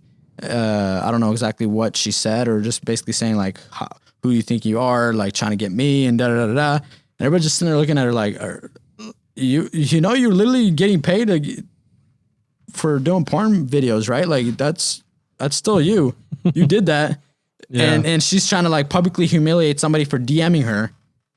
And I'm just sitting there. It was in the Snapchat section of or the Discover. The Discover section of the Snapchat. I'm sitting there, I'm looking, I'm like, okay, number one, this is a crazy story, but at the same time, it's like, why am I wasting my time to even watch this stuff? Yeah. Like that didn't help me with anything. Yeah. It made me say like, this chick is I can't say retarded. Being ridiculous. Ridiculous. Shoot, good save. Being ridiculous. Good save. They say retarded is a bad word now, right? Supposedly, because it like retarded is a bad word now. Demeaning to people with mental. I had a campaign in middle school. It was all about that word, and the whole slogan was like "Spread the word to end the word." Spread the word to end the word. Yeah, I think I used to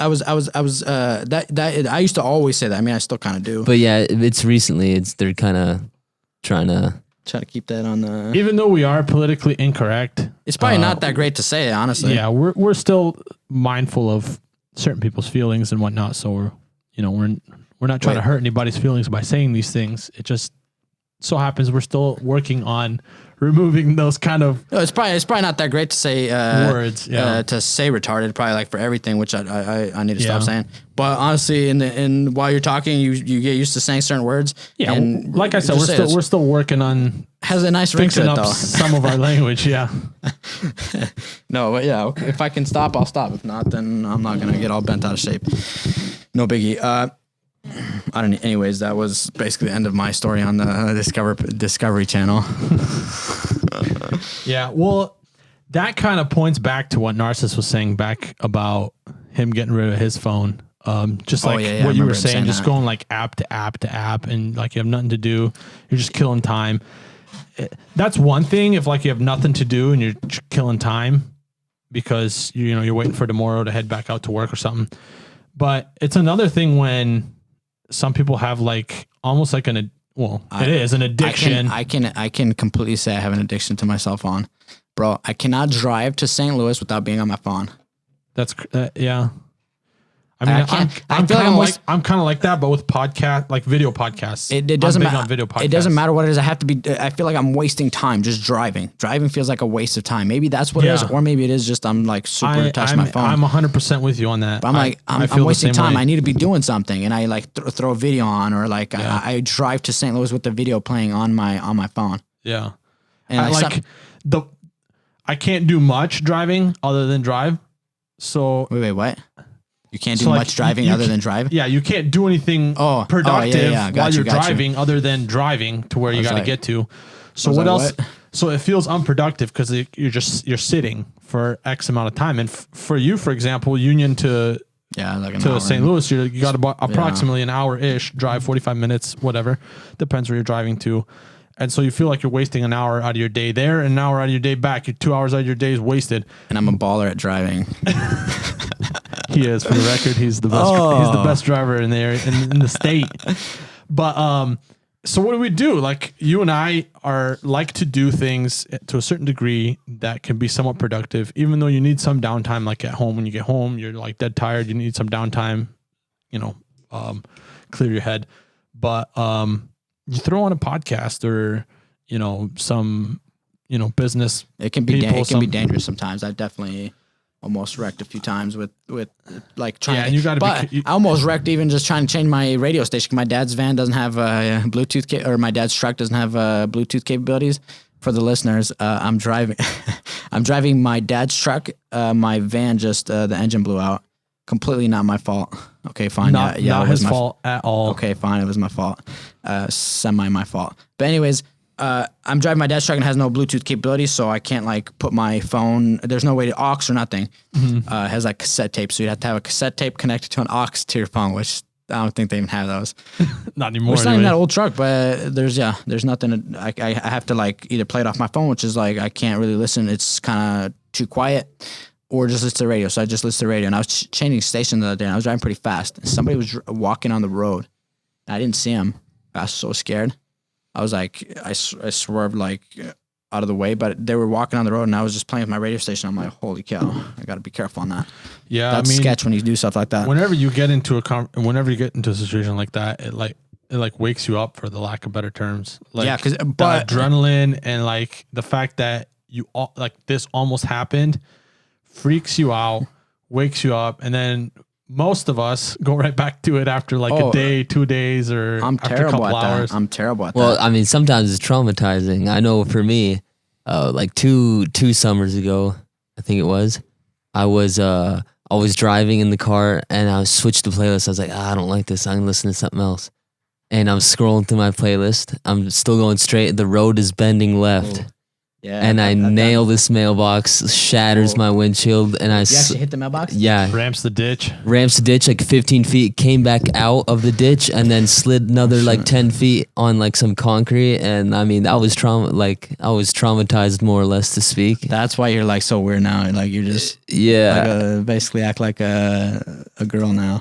No, but I'm saying like you underwent your gender change. But, no, but that wasn't the case. Male for life. That goes to what Dennis was saying, like, sometimes it traumatizes you and cause like that. I was scared. Did you completely like total your vehicle, or just like a kind of a fender bender type of thing, or what? It was pretty bad, and it was a 01 Corolla too. So it's like your dad rocked you at home, so for sure. Just my dad rocked me at home. You got hurt, you wrecked the car. All right, come over here. I'm gonna beat you. Exactly, but he made you sleep with your dog Lucio in the cage in the garage. Huh? But anyways, like Dennis was saying, like some people it traumatizes them, but they still go back to it next day. And other times, like for me, like so you never like on your phone at like almost never. No, I'm like and I He's never. a straight shooter now. Yeah. You're on the straight on the what's it called, the straight and narrow now.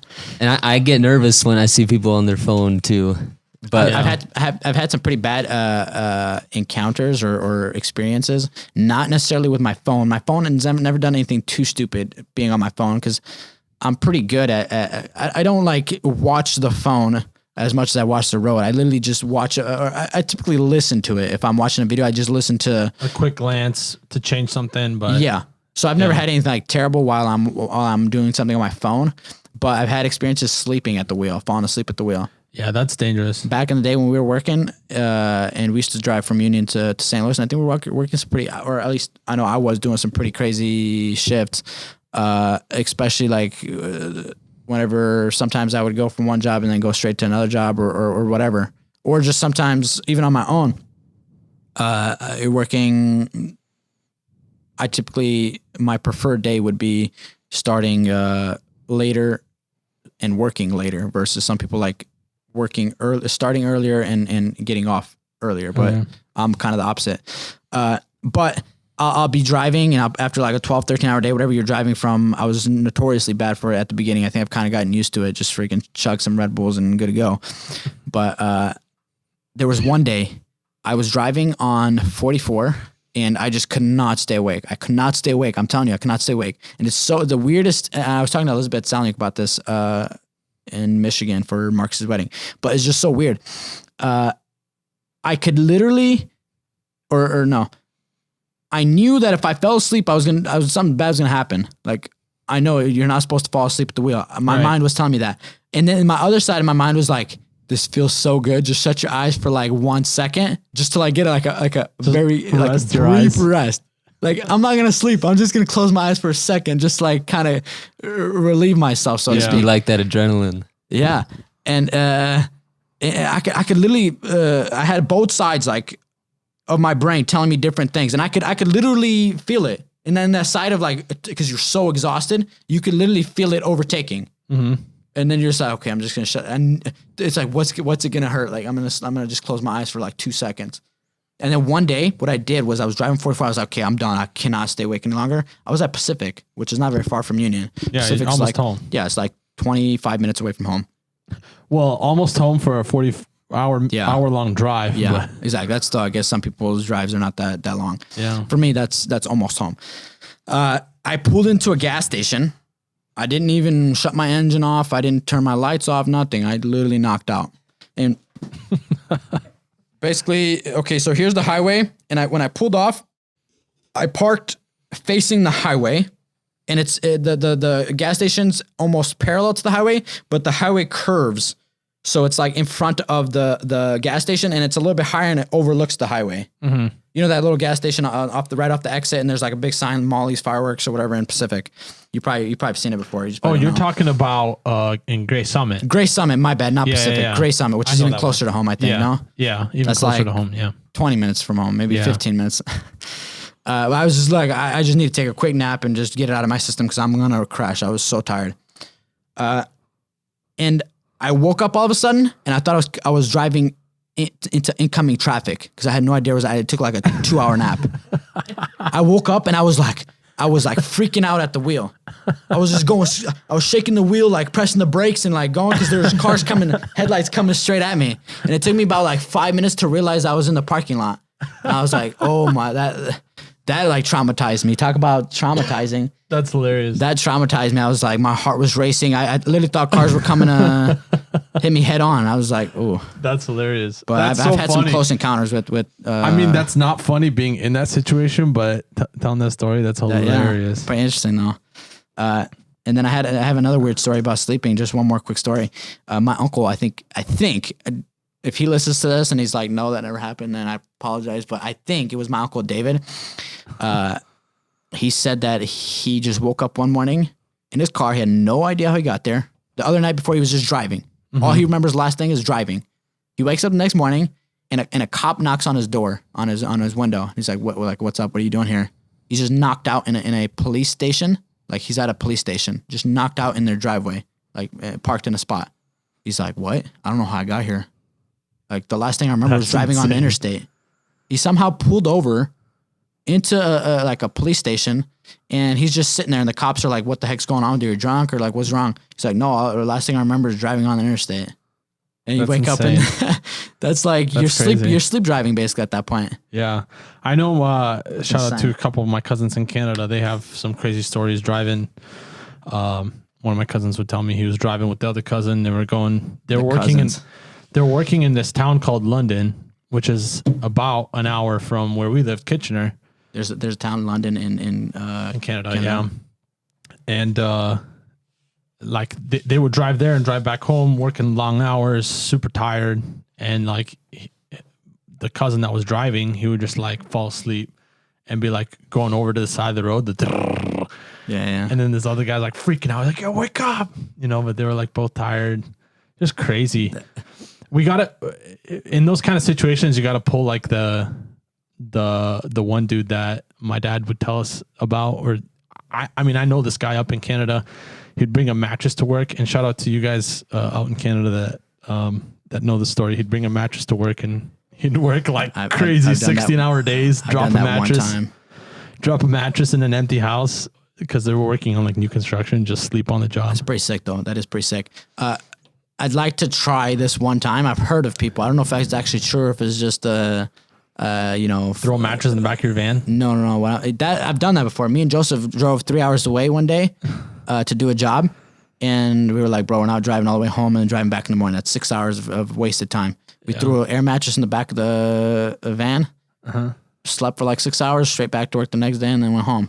But it was worth it. So, you got to do what you got to do. The hours you saved driving, you just slept. Big time. I mean, we would have been driving literally 6 hours. That's 2 hours short of a full day, which 8 hours is not really a full day in my personal opinion, but typical full day. It's a half day. Yeah, it's like a quarter of a day. You take lunch after 8 hours. Yeah, exactly. I've heard people saying that they've worked for like 64 hours straight without any kind of sleep or nothing, which if you're like... That's insane. Like military, okay, I'll believe you if you're saying you're military and you're doing that, because I've been awake 72 hours one time during the military, and that was like a killer. People were literally dropping. They're standing up at attention, and they're literally just dropping, and then all of a sudden waking up and not knowing what happened. Like they literally would fall asleep standing up, and they would just collapse. What were you guys doing then? It was nothing crazy. We were not doing anything physical. We were just waiting in line for 72 hours. So you guys had to stay in line for 72 hours. Stand in line. Just wait. Yeah. And so some people got short. I was towards the end of the line. Hold on. Some people, it depended. Hold on. Let me clear this up. So day one, 5 a.m. you wake up. Sorry, the 72 hours wasn't consistently staying in line. Okay. That's okay. Because I was going to say, that's pretty crazy. Majority of it was. We would go get food, whatever, but you have like a scheduled sleep. And since we missed that scheduled sleep periods, you don't get to go to bed. You couldn't go to bed until you finish your paperwork for in-processing. You couldn't go to sleep until you finish your in-processing. And the first day, there's like a crap ton of people in line waiting to get their in-processing done, and there's only a certain amount of people doing it. So it takes a little time for you to filter through it. It's a little bit of a process. And yeah, I mean, for the most part, majority part of it was in line. was in line, but then we go get food. Like at we go, attention or whatever kind of thing? Yeah, you'd have to, position of attention is just like holding your hands, standing straight, back straight, whatever. I'm not going to go too in detail on it, but it's just like standing up. And there's a certain way you have to stand. It's not like you can just sit there slouching or like whatever. Right. That's crazy. But that's the only time I've ever, I wasn't even doing like physical labor. So I couldn't possibly, because I was exhausted. You would literally fall asleep. People were falling asleep standing up. I couldn't see working. So I don't, number one, your quality of work would either be super like low. Your quality of work would be extremely low, or you're doing something so monotonous and you're so used to it that it's just like almost muscle memory that you just be like coming natural. Like for example, I could see myself installing flooring maybe for like, I don't know, about 72 hours, but for a long time straight without like anything like complicated. If you don't have any complicated cuts or, you know, intricate stuff. But if you're doing like precision work, no way you're doing that 72 hours straight. Yeah. But I'd like to try working one just 64-hour shift, just because like, you know, those guys are like, oh, back in my day, da da da da da. And it's like that one time they did it. Yeah, and they did it literally one time. Well, I want to be able to say at least like I've done it too. So shut the heck up. And, you know those old guys. There was one guy in my unit, a drill sergeant, not a drill sergeant, just a sergeant in my unit. He'd always bring up he always had excuses about everything. If he didn't do something right, he would have an excuse for it. If you didn't have it right, he would have like basically like what you're doing something wrong. He knows what you're doing wrong and like whatever. But he would always be like, back in my day, I used to run a 2 mile in 12 minutes and 30 seconds. I'm like, I care less what you did back in your day because you're running a 20-minute mile or 20-minute 2 mile right now. What does that help with? What does that help me with? Number one, I don't even know if I believe you. But even if you did, you didn't keep it. You didn't keep it up. Yeah, that was impressive for back then. But I don't see any evidence of that. You know what I'm saying? Right. So I don't know why you're telling me back in your day you used to do a 12-minute whatever. That's kind of like our parents. Back in the day, I walked 15 kilometers one way to school. But a lot of it, do you think it's actually true, or is it just I think them over exaggerating everything? I think to a degree there is some truth to it, especially like for my parents. I don't know about like that guy that you're talking about, but like our parents in Romania. Growing up in Romania, I'm saying in general. I'm not talking about just I'm saying in general. You know those types like all the time back in my day. I think there is some slight truth to it, and then blown over proportion. Over time, they make it sound a little bit better. It's like the first year they moved from Romania to America. It's like, I walked 12 miles to school, and then 5 years later, you hear them like 12 and a half. It was 13 and a half miles to school. And you hear him like 10 years later talking to your grandkids, both 35 miles to school. You're like, wait, Dad, you told me it was 12. He's like, shit, no, it's 12 one way. So you add that together, we're at 30. He's like starting to do calculus, trying to like figure out where the numbers are coming from. You're doing like trigonometry and geometry. Yeah. But yeah, I'm down to work though. A 64-hour shift. I'm completely down. Not a lot. One shift like that, and I'm done for it. But I just want to prove it to people and to myself that like I could do it. I think it's doable, especially like you said, if it's 64 hours. That's 3 days. Yeah, it's like a mundane. 4 days. What is that? 72 hours is. Luchi, pull out the calculator because I'm a finger math type of guy. 64 is like 3.5 days, I think. Something like that.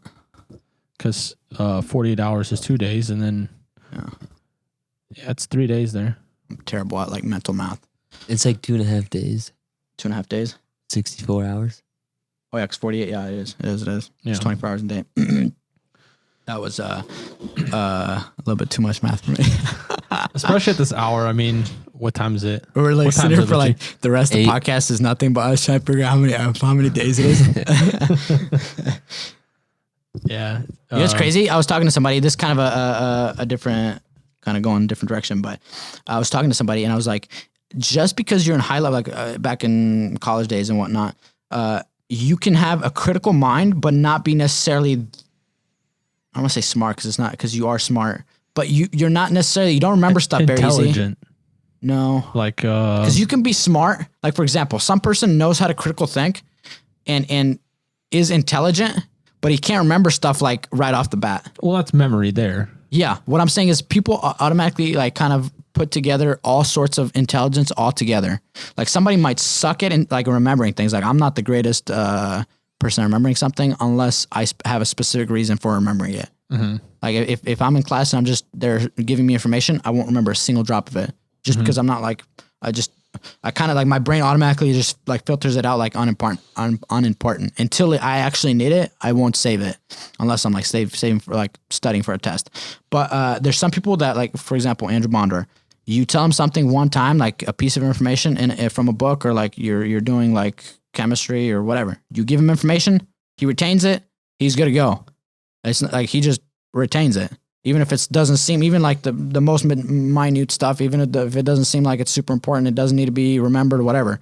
It's just like he picks it up and it just retains it. I didn't catch it. Did you drop his last name? Yeah, Andrew Bondor. Shout out to Andrew Bondor. He worked with me today, so good job. I'll be editing the last names out just for their own safety purposes. But just my bad. No worries. I said it again after you're like, did you say his last name? I'm like, yeah. I was like, thought you meant like it was a good thing. I'll make the audio sound cool, but go ahead. I honestly don't. So basically, first names are okay, but just kind of keep out. I might have said some other last names. Unless like those people say they don't care, then I might have said some other people's last name. But continue your story. Okay, if you edit it out, yeah, just edit them out. Maybe I'll probably just stop saying names in general. I'll just say somebody I know or whatever, just to keep that. But I'm too. I guess used to just talking to you like normal, whatever. But yeah, no worries. Keep going. But like somebody like him, you can just tell him he's registered it and he's good to go. Yeah. There's different types of people, like for sure, and intelligence wise. But some people can critical think, blah blah, but they just can't. They don't have that memory. What you were saying. But then there's also people like, I think your brothers are like this, more like Alex is a lot like this. Is they're more, I don't want to say emotional and intelligent emotionally, but intelligent in the form in the sense of knowing people and their reactions maybe, and how to interact with people.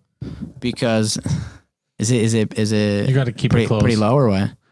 Yeah, and it went like the last podcast. A lot of times Alex would get to a point like this.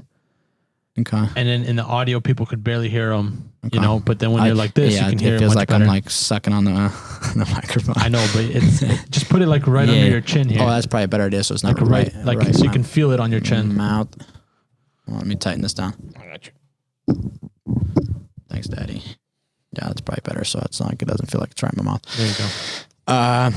Yeah, like I was saying, like your brother, I think Alex, for example, and just people in general. But they have have you ever met people super extremely socially awkward? Like they do not know how to interact, and I think that's a form of intelligence. Mm-hmm. It is. I think there's books and stuff about it too. For sure. But what people don't understand is there are multiple types of intelligence, and some people are. I don't think there's very many people that are good at all aspects or very intelligent in all aspects. And whenever you have somebody like that, I think it's number one, very rare. Number two, I think that they are actually they end up becoming extremely successful because they can utilize everything so well. Right. Well, there's some form of that to like they're finding out with like kids who have autism or whatever. They have a hard time in society or in some other areas of life, but then when it comes to like a certain task or something for a business, they like excel above everyone else because of that condition that they have, being autistic or whatnot. I think that is extremely common in autistic kids. Yeah, and we might have to be corrected if we're wrong, but I know that they're starting to look into finding like certain jobs or certain places in society where autistic people can help society and even go above and beyond other people that might be in that place. They just don't have the skills or the almost like superhero abilities that an autistic person has. It's just like somebody who's blind. Yeah, I was just about to say that actually. They get around by feeling and hearing versus all seeing. Other senses are heightened based on the fact that it's almost forced to be heightened. They don't have visual, like they can't see anything. Yeah. So at that point, it's like their brain forces them to be more aware of what's going on, either through smell, through feeling, through hearing, whatever it may be. Yeah, and it's pretty cool though. And that's something that I've kind of come across because I've got a cousin who's autistic. You know him, David. Yeah, David. Yeah. So I know that now, like to what, like what degree of autism, because obviously there's a whole spectrum of like how intense the autism is for certain people, but there are like they are finding like jobs or certain areas in society where autistic people are like excelling above like other human beings who don't have autism. Or I think they had some pretty cool programs with some factories actually in Washington, Missouri. Whenever I was in high school, I had a class called, or there was like a vocational school. It's you take it. It's like outside of your actual courses in high school, and it's like more of a hands-on shadowing. You kind of seeing if you like. What I had was called health occupations, and you go shadow like nurses, doctors, dentists, whatever you wanted. Mm-hmm. Basically anything that is in the medical field, because it was a health occupations program. And we actually also did like kids with like disabilities, autistic people. And we shadowed like their caretakers and kind of see what they have to deal with and whatever. They actually have a place in Washington, Missouri that they hire these guys with disabilities. Obviously, if it's like an extreme severe case where they can't do any like they can't really do a task, I think they're like I don't think they would hire them necessarily, because it's too difficult, I guess, to manage maybe. But it's like a factory, and a task that they think that they can complete, they literally hire them and they pay them hourly or however they decide to pay them, and they're just working there. I mean, that's pretty cool, because no other places, I don't think, hire people like that. They don't really. Right. It's kind of something tough, because there has to be a management that oversees these people, because you don't know exactly what their needs are, what they have to. I don't even know myself, but there's certain things that they have to be taken care of in a certain way. Yeah. And they don't have like the ability to do that. But that was pretty cool in Washington, Missouri. But that is super cool. I'm reading an article here. It's pretty interesting. Autism is pretty crazy. In 2011, there was a psychiatrist at the University of Montreal who studied autism for decades. He said he found that people with autism concentrate more of their brain's resources on visual processing and less on stuff like planning and impulse control. And in this study, he found that autistic people are up to 40% faster at problem solving because of that. 40% faster at problem solving? Yeah, because they were like visually processing stuff, and they weren't like just much faster. They weren't like making all these grand plans and like impulse control, as it said, and they were solving problems 40% faster. I'm not sure what type of problems. Yeah, that's what I was going to ask, is what type of problems are they solving? Because I'm sure it's only like in certain scenarios. It's not going to be for everything. Right. But certain companies, I'm sure, can use that. Yeah. I mean, I think it wasn't like necessarily like we're making money off these guys. It was literally as a like helping society in a certain way. Exactly. Helping the community out. That's the whole goal of it. It's not like I'm banking off these guys. And in the end, that's what a business is too. Let's say they were making some money off of it. That's just so that they can survive. Everyone who works there makes a living. Maybe those kids coming in make a bit of a living too, and then when those kids move on, they can bring other ones in too and provide a place for them to be in society, to help society and whatnot. Yeah, so. I keep yawning now because I'm bored. So I don't know, just like, do you ever get that thing? It's like, do you ever get like where you feel like you need to like yawn, it's just not coming out properly, like you don't yawn properly? Yeah. And I just keep like doing it over and over. And it's like, I need that yawn to come out. Get that right, like that perfect yawn where it's like you're getting the right amount of oxygen. Yeah. So anyways. Speaking of yawning, they have no idea why we yawn. Did you know that? Who, like a scientist or what? Yeah. I thought they were like, it was just for oxygen reasons, like getting more oxygen, or they've never actually proven that. I don't think so, because you yawn like with your mouth. The best oxygen intake is through your nose. Have you been watching? You got me like trying to yawn. It's like my. No, have you been watching Joe Rogan's podcast at all? I don't watch it. I don't watch him like in any order, like consistently. But I have watched a lot of his. He had a guy on right before the David Blaine episode. What the F, David Blaine? Yeah, he was on there. Have you watched that parody video? That was pretty funny. That was hilarious. No, he had a guy on before David Blaine that talked about breathing. And on that episode, actually, I learned a lot about breathing, how much it can affect your life, being a mouth breather versus being a nose breather. It's crazy. And I didn't even know that was a thing. Yeah, and that's where I learned that. Like people, I'm assuming he studied that or what? Well, he just him he went around and did research to like gather the information from all the different people that have studied it. Yeah. And he wrote a book on it. But it was interesting. There's some dude, I forget his name. He was mentioned in that podcast that spent like 30 years kind of like monks, like in a cave. Yeah. Just like working and practicing his breathing. And just through breathing alone, kind of like Wim Hof, he could like change the temperature from like one finger to another. That's like I don't know how you say it, Shaolin monks, or how do you say it? Not sure exactly. There's some monks. It's some weird. That sounds familiar. Something like Shaolin monks or something. I think that's how you pronounce it. I'm not 100% sure. I'm sure somebody out there is gonna be like, that's not how you say it, but however you say it, they can last days and days on end without food or water.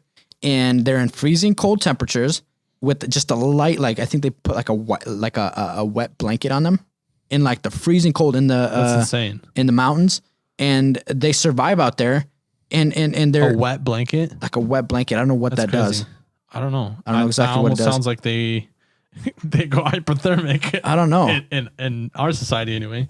But I mean, I haven't done like super intense research on this, so I might just be completely wrong. But look into it. Like if people are interested, look into this because I've heard about it and I've seen people, or I've heard people talking about it. I don't know how accurate it is, but apparently they can control, like you said, their temperature with their brain. Breathing. They're breathing in their mind. They can like. Well, it's through breathing. You've heard of Wim Hof, right? Yeah. It's like in like cold water, basically cold water. An old guy out in where's he at? Norway or somewhere, from Norway or Finland. And he's done some pretty crazy stuff with like the cold. Like he hiked up Mount Everest in flip flops and swimming shorts. I've heard of him, and I've seen some of his videos actually online. Correct me if I'm wrong, but I don't think he made it to like the summit. But he got pretty high up there. Who is this? Wim Hof. Wim Hof. The guy that started this whole thing. That hiked up Mount Everest. How far he got up? That's pretty crazy though. It's all through breathing. This stuff, like, if you think about it, these guys dedicate I don't know how. I couldn't do that. I couldn't dedicate my whole life to something like that. It's like, and that's something Joe Rogan and them were talking about. Like, who people think that's cool and they want to do it, but who's going to take the time to spend 30 years in a cave to learn how to breathe, to control the temperature between one finger and another? I'm too worried about becoming like successful and trying to make something myself. Right. Like, who sits there in their cave and trying to like, but what's cool, let me breathe like this and let me try to do this and like, what? He got to 24,000 feet.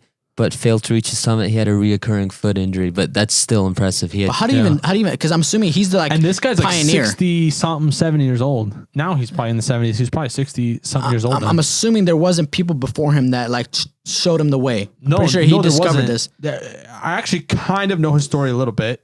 If you guys want to actually know his story, look him up. Read about him. I don't know if there's a book. There's videos about him, but books don't exist anymore. He was like 48 when he did that. 48. That's still pretty old. What happened is he lost his wife to cancer, I think, or some sort of a disease, and he kind of like gave up on life for a little bit, but then he decided like he's not gonna let that kind of keep him down. So then I forget the exact any other details after that, exactly how he got to where he's at now, but he ended up learning how to control like his temperature through breathing, and he could basically kick up his adrenaline system just through breathing. And I might be wrong here. To where make that disclaimer, or else people are going to be on your case. Right. They're going to be like, no, you're wrong. He actually, does this and that. But just through breathing, he like kicks up the temperature whenever he needs it to go up. So if he's like in super cold weather, he just like breathes a certain way. And that stuff doesn't even seem real though. It's like, what? Like the temperature when you hear about it. Well, what happens, it like activates the adrenaline in your body, and your adrenaline starts pumping. You start, like when your adrenaline's really kicking, you're like sweating, you get all hot. That's kind of what happens, but you're like in, negative 10 degrees or whatever, and you're warm. That's pretty, yeah. There's some pretty crazy things that people do with their bodies and all that. I personally, and he kind of turned it into a business, because now he has he's like a cult following almost now, kind of, to a certain degree, not cult necessarily, but just like people. I would kind of call it cultish a little bit. I've seen people like there's Facebook pages on the Wim Hof method. Yeah, I mean I don't want to say cultish. It's just like it's got that vibe. It's got a following. he has like sessions or whatever you can go and kind of spend with him, and he teaches you. I don't know how long it takes, a couple of days or like a week. You're with him, and he teaches you the whole process and whatever, and you practice and you learn. Because if you kind of do it on your own without knowing what you're doing, a lot of times you could end up hurting yourself. I know David Blaine kind of talked about it a little bit, where like you can pass out, and if you're alone, nobody knows you're passed out, and you know that'd be kind of sketch. But Wim Hof. But he kind of created this thing, and I mean, all the info is free online if you want to learn how to do it. But some people, I'm not interested. No, I know. I'm just saying for the listeners. Yeah, for the listeners. But you know, if you need the help, if you need the tutoring or whatever, there's a lot of cool stuff out there, like a lot of cool things that you watch on YouTube or whatever, and then it's like I would never even want to try to do that though. Like even mountain hiking Mount Everest, like that sounds cool. Yeah, like that'd be sick. If you could tell someone like I hiked Mount Everest, and then like they see the videos and whatever. There's so many things that sound cool. Go and do it. There's so many things that sound cool. Even most people. Okay, the reason why most young guys, and this is kind of changing subjects a little bit again, but it's not a big deal. Most guys that join the military is because they think it's going to be cool.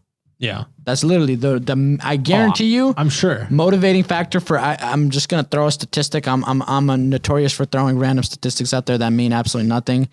These are facts, guys. Just so you know. Yeah, there's so much facts that they're straight out of my brain, like created out of my brain.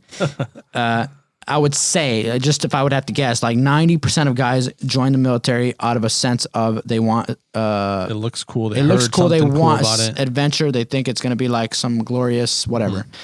I would say very few people are like, oh, I feel so patriotic and it's my duty to, as an American citizen. Well, I get the very rare. Unless during 9/11, I'll give you that. I think it depends also what sectors or what areas of the Army. Maybe in like the National Guard, maybe it's a little more like. I'll tell you my mentality, and I think this is what most people, from talking to a lot of people, they want excitement and adventure, but then they don't want to. I don't want to say they don't want to be. Not responsible is not the right word. They don't want to be like held down civilian wise. They want to come back home and continue what they're doing civilian wise. Like they want to go back to school. They want to continue their education. They want to do something civilian wise versus just going full scale on military, which was kind of my idea too, which is you get all that cool. This is what you think. You get all that cool, all that adventure, all that excitement as the regular military with you coming home and only drilling once a week. It's nothing from the truth because you spend your time getting yelled at for a couple of years and then you come home and then you're going to drill and you're not doing much. So, I mean, that's literally what the National Guard was created for, was for in case of something happens. Backup. So to speak, you're here at home, protecting here at home. Well, that too, but it's literally like almost like when you have like an emergency fund or something, you have some sort of like backup plan. Mm-hmm. The National Guard, and for the states, each state has basically, I think back in the day, it was for each state having its own military basically, and which makes sense. But most guys definitely go into the military for the sense of adventure.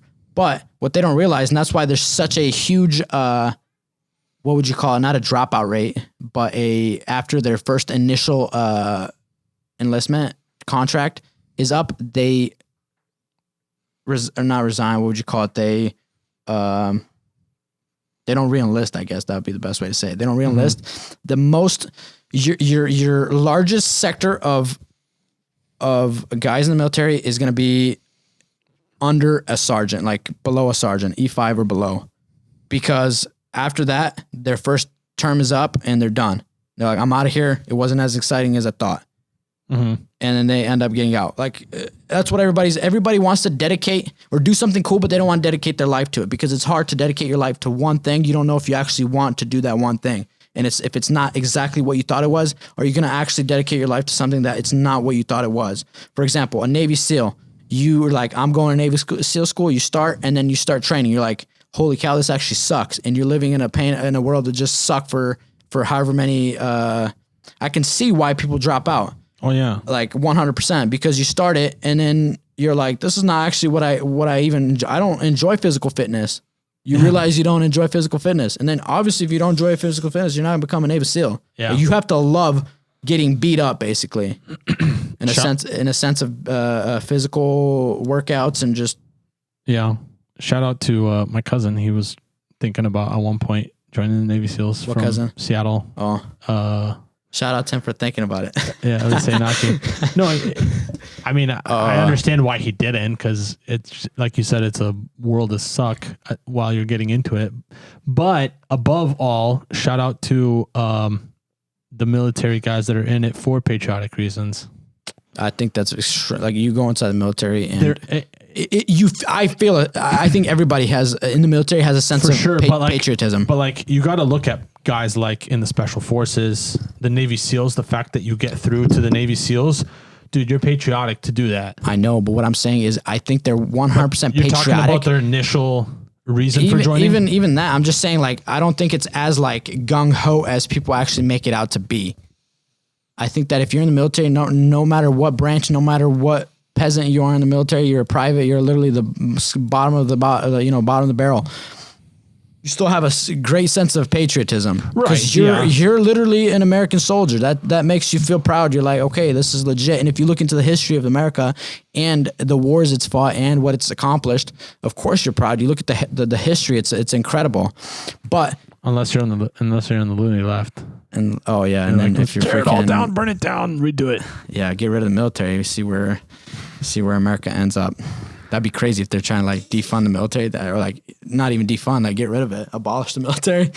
I know. That'd be insane. That would be. Where was I going with that though? I think there is a great sense of patriotism, and if somebody says something anti-American, anybody, even if you don't like being in the military, I guarantee you're gonna be like, shut the heck up. Yeah. And for sure. You're here because of the military and for whatever. Sure, without a doubt. Shout out to all most people. I don't say all because there are some wackos in the military too, but regardless, shout out to all of our military people out there. Thank you for your service. That's including you.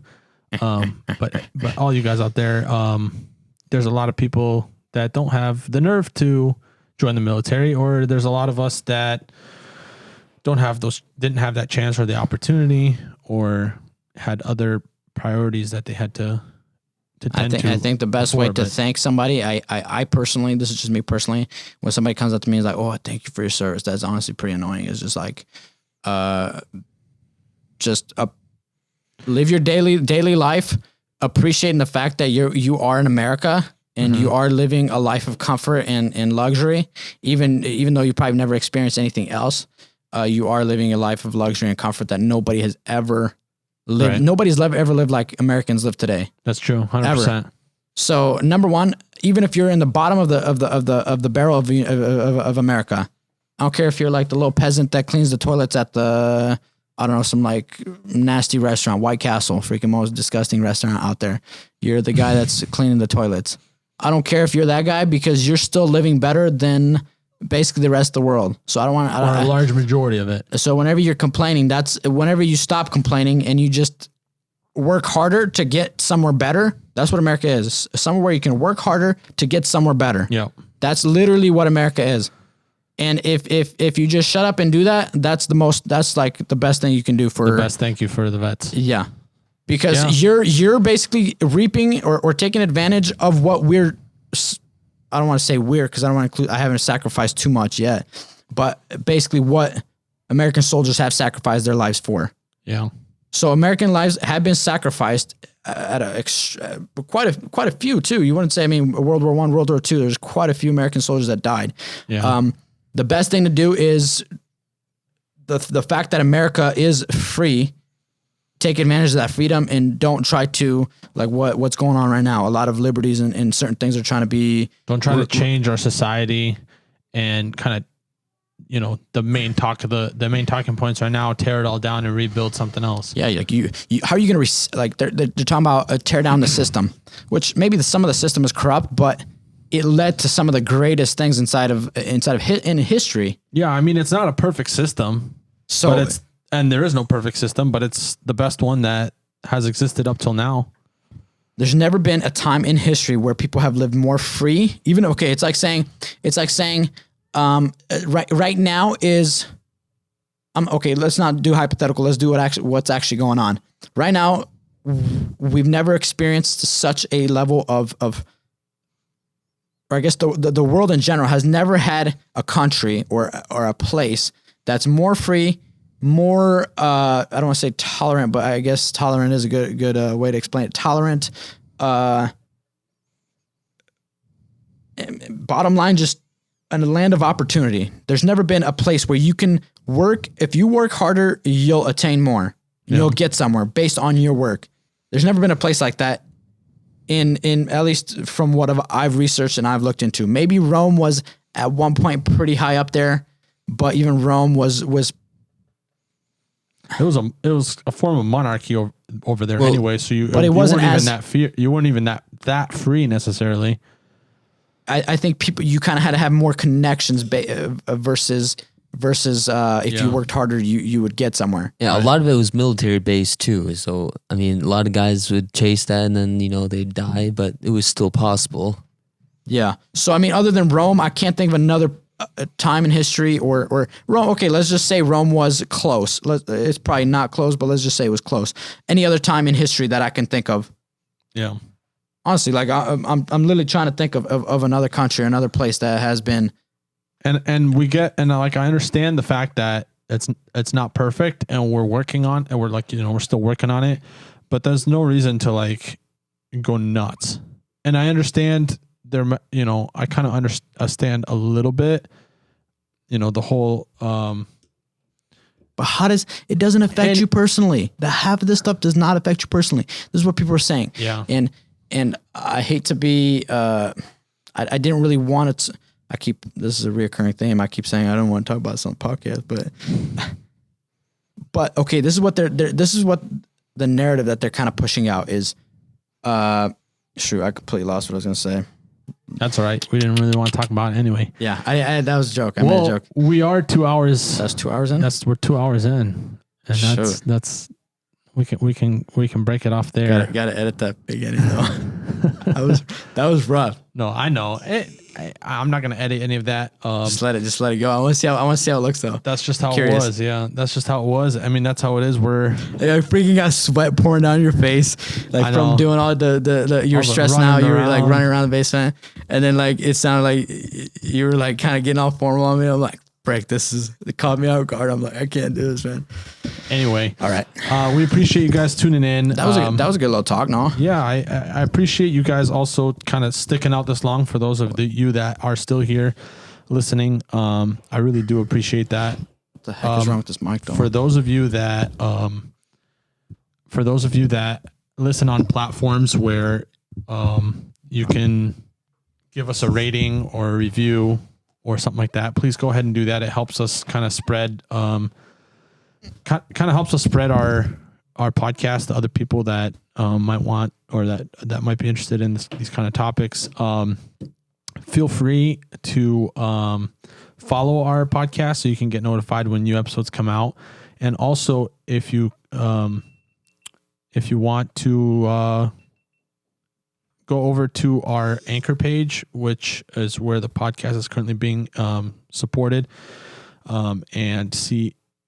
Go over there. There's a way to support our podcast there financially if you do want to make any donations. Otherwise, just listening in and sharing our podcast with other people is beyond what we can ask for support. I think a big one, Dennis, honestly, I think, I don't know if, I'll just say it. If I think people sharing on Instagram stories is a huge way to get people. Yeah, for you guys listening and you love the show, please share it. Like Jonathan's saying, I heard from the first episode there was a lot of people sharing that. Instagram, Facebook, Twitter, wherever you guys are listening on the podcast, share it just so that we can keep spreading the word. From myself as the host of this podcast, I really appreciate you guys doing that. And sharing the podcast. I'm gonna do my best to keep having awesome guests on, like Jonathan, my brothers, and the rest that will be coming on. And well, thanks for having me. Of course. I mean, I think there's probably quite a bit more stuff that we could talk about, but we've got more episodes to do. Yeah. So I definitely want to talk a little bit about real estate and stuff like that, but we'll talk about that. We'll get into it further down the line and stuff. But all right, guys. All right. Thanks for tuning in. Thanks for being here. All right. Peace out. See you on the next one.